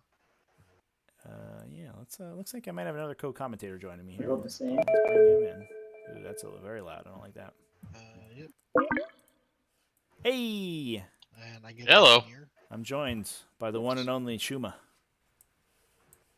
and I am here to watch the I guess play the rest Warlord. of this very close game with my good buddy And Trey. he was your behind him. Yeah, I think it's close in score. Unfortunately, Yeah, not yeah. Hold in That's table fine. presence. It's close at in this number point. of models on table. It is. It is. Some of them Okay. are Titans, Alright. and some of them are drop No. pods. What? Did you What shoot is over here by size chance? but a Yeah, number? Yeah. Well, You wanna go for yeah, that? that's true. Shoot, because These I- 3 wounds. Yeah, unfortunately, I think cBiscuit. I was just telling this in the Yeah, chat. I I don't think shoot. cBiscuit needed to make Sorry if I shoot. Oh yeah, I yeah, don't- you're right. all of his Yeah, charges you're this right, turn, you're right. and we have a game. And unfortunately, he made one of his charges, which was with a Rune Priest, onto Alright, And I a used- Despoiler, which is not what he needed. I thought you were going to tell me that drop pod charged I'm the gonna take the leadership Despoiler test there, on my which I boss was guy gonna over say, there. wow. Yeah, one Yeah, 3 Sung and wounds. I were discussing before the game that he could He's potentially pop the good. strat to He's good heroically at it. intervene with a He drop can fall pod back now and he's and supposed get to kill normal, an extra attack but not move. as much as that matters. Can that? Leadership test. Yeah, so on the drop every pod's guy. limitation for not moving, that is just for movement. He's savvy. Yeah, I think Or it- did they specify move, assault? All right. So I don't- D6. Yeah, Let's see. Okay, so what do we got? All here? 3 portions of the movement in the I assault think I'm gonna phase. fall back I got to Let's take a assume. look. If you want, Let's we take a can look just go at ahead and talk Because I've this never out had- here. Yeah, I've 'cause never I had think one we have to consolidated. redo both this turn. looks like they're gonna talk. Like, They might opens up talk its this little game out. doors. I'm actually gonna go back to the player mics, Okay. which is fair. All right. Let's see. I think I'm gonna kill. I think I'm gonna kill more. I think I'm gonna hold one, and I'm likely gonna bonus. So you're gonna have the drop pod. I don't think I'm gonna kill the drop pod this turn. So Yeah, hold one, I- but I won't get the bonus. Should have both drop pods, right? What's that? I should have 2 drop pods, right? Yeah. Yeah. Unless this guy can somehow make a ridiculous charge, but he's a 6-inch move and advance, I'd probably have to get it next turn. So he'd be alive for another turn. Alright. Okay, So he gets here next turn. so I'll get hold. And then we'll both hold the same. Will I get 2 engineer points? I'll contest this one. Okay, so you'll get hold Yeah. more. So will I get 2 engineer points? Yep. Yeah, you would max engineer. I don't think it would get him in time. I don't think you get another behind enemy lines. That's what this guy's target was going to be.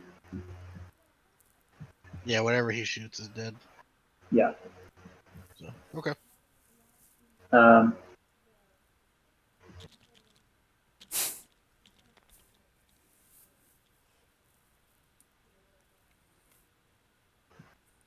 And I would like to get old school. Last strike. All right. So yeah, I think this is how it's gonna end up. Yeah. So yeah, that Death X going off twice is what did it. Yeah, that Sorcer, it really, to be honest with you, this is the third time I played Wolves this week with this list. And that Death X has to be your number one priority. Yeah, You got to find a way to stop because that's the game. Yeah, when you fail it, I mean, you failed it both times you cast it, and then CP Rerolled and got it. Okay. The The second one getting or no, the first one I thought I got an 11, a natural 11. Nah, you rolled a 5 and a 1. So you re-rolled the 1 into a 6. Nice. Okay, so my both reroll for a 6 and a 5. That helps. Yeah. But yeah, also, so the deployment here, bring it back up. Don't mind. All right, so this deployment here, I know you had it stacked up here in Rune, but given the amount of shooting I have in my army, it's not unrealistic for me to kill off at least enough Wulfen to get around them to get to your characters. Well, So what I was looking at was I was gonna be pulling them from the backside. This way here, and you would have had to go quite a bit further to get there. I mean, into combat with the characters at that point, so I was kind of okay with that because you couldn't fit in this way the way I had placed. Yeah. Your model physically couldn't fit there. So I probably would have stuck Ragnar since you went second in the drop pod.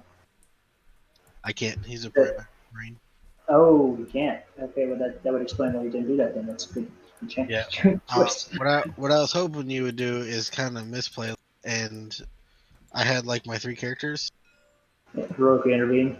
Yeah, and I was gonna heroically intervene with one of them after you made the charge into 1 inch with. If you just would have gotten like 1 inch within Murderfang, I could have heroically intervened with him, and then the other 2 guys would have been outside of 1 inch. But you moved so that you were like In range of both of them. Yeah, you're in range of all 3 of them, regardless. So I was gonna try and do something tricky there. Yeah. No, it was good. Okay, looks like the players are just about done talking through the game. Looks like the final score is going to be 16-34 to the Chaos Knights. cBiscuit just unfortunately unable to come back from the amount of damage that he suffered on the top of one, and then a second Death Hex going off on turn 2 was not good for him. And wasn't able to, make the Hail Marys that he needed to come back at that point. So, unfortunate, but that is how it goes. It is interesting to see, like I mentioned when we started the stream, in all of cBiscuit's games so far, we've seen him go first with this list, and this list, his Space Wolves list, is an incredible alpha strike and hits like an absolute hammer if it's able to go first. Lock you into your deployment zone with Blood Claws and then follow up with the Wulfen and beat the crap out of you until you're dead. And this is the first game it's got second, and it seemed significantly less powerful. So I think a little front-loaded there on cBiscuit's side. And unfortunately, it makes him into a kind of a coin flip, and he lost that coin flip that time. Looks like we lost Shuma, actually, so he, whoopsie daisies. We'll go through some of the questions in here. Patrick Persiani, what chaos marks does the battalion have? It's all marked of Slaanesh. 100% Slaanesh in the Red Corsairs Battalion. I don't think it's ever actually come up, but I imagine that's for some tech if he needs it in the future, in the past, at some point. DJ Nightmare 14, how did I do with the Tyrannid game earlier? Yeah, it was a good game. My opponent, unfortunately, deployed a little aggressively, in my opinion, and I was able to leverage a bunch of attacks on him on turn 1. And won that game 33-20, if I remember correctly. And I am back, I think. Hey, we hear you. Ew. The old blue screen of death. Ew, that's the worst. Nothing. And speaking of which, Rev Scarecrow is asking. Oh, I think did we just lose Shuma again? What is happening right now? I don't know. Is asking if there has been lag on the TTS servers recently. I think maybe a little bit. I imagine that their player base expanded exponentially as a result of quarantine. For sure on the 40k TTS side. Patrick Persiani, who is his warlord? That's a good question. Let me see if that's written down. I think it's just one of the knights. He's got a Dreadblade in there. Usually Dreadblade's the battle cannon guy, I think. I probably would have moved backwards on turn 1 to give myself 2 turns of shooting at you. But I'm on my. It's the Rampager, excuse me. The Rampager is the Warlord. It is in his list. This time, his packs and damnations, he had -1 to charge within 12 inches. Coordinate targeting system on the Avenger Gatling cannon, and then he has a 6-inch heroic intervention and +2-inch movement. And then on the last Despoiler here, he just has 6s to wound, add an additional AP on his big old battle cannons.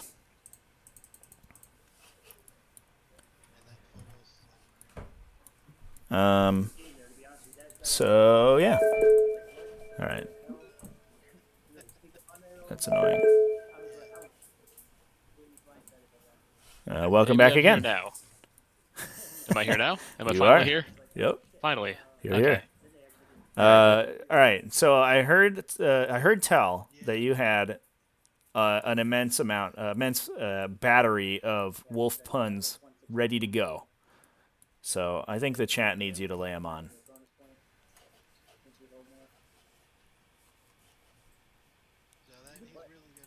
Maybe. Maybe not. All right. Well, maybe we lost Shuma again. Yeah,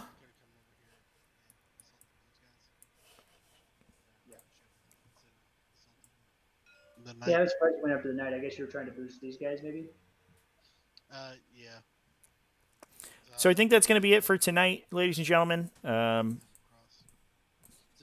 It's a bit of a shorter game because we ended up talking it out, but I think most of the fighting, most of the running was on the wall after turn 1, and especially after bottom of 2. It was going pretty poorly for Space Wolves. We will be live tomorrow again at 9 p.m. Eastern Standard, 2100 hours, with another semifinals game for Pod 2, and that one is going to be, let me just double check that matchup. We are going to see. That is going to be on. I don't think they statistically kill him. I mean, your power fist might. Oh, I think I lost it. Moving on 6s. Oh, yeah. And then when you multi-charged over here. So that's going to be a Raider 210 versus Dark Angel Dan. We had an interesting development in Pod 2 that I haven't actually talked about yet. We had a tie, actually, in round 2. Which means that 2 of the semifinals players are actually coming in with a tie. So if we see, theoretically, this could effectively be the end of the tournament. But if we see another draw, we could actually it become very interesting. So we actually have sort of 3 quote semifinals end quote matchups, but that's going to be Eldari versus Iron Hands. It's going to be a very classic matchup, very interesting, and I'm excited to play that one out. So. Rev Scarecrow, any word on when those Pod 10 guys are going to get their stuff together? It's Pod 10 list submission closes tonight, so list will go up tonight, theoretically, assuming everybody submitted. I saw a couple of them, and I've been getting them all week, but I haven't actually compiled them all together quite yet. So Pod 10 will go up pretty soon. We'll also have another list breakdown video coming up fairly soon as well. And, so I look forward to that. Otherwise, we're going to be live basically all weekend. Like I said, tomorrow at 2100 EST, we're also going to be live Sunday with another semifinals game. And I'm going to try to be alive as much as possible throughout the rest of the weekend. So stay tuned for that, and stay tuned for more videos coming up, more list breakdown videos. It's going to be sick. Otherwise, I'm going to stick around in the chat for another minute or two if anybody has any final comments. Otherwise, I'm going to go ahead and end the stream here.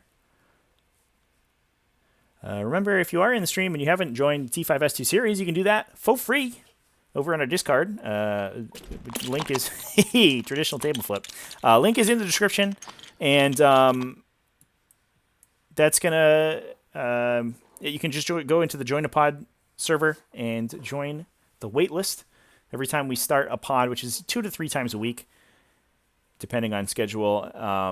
We take the top 16 people in the waitlist and add them. If you are a patron at patreon.com/tacticaltortoise, you get preferential pairing in the in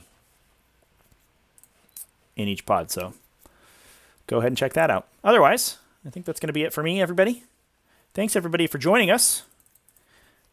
Yeah, it's been great. We had a good couple games on stream today, but certainly more coming over this weekend. So have a good night, everybody, and peace out.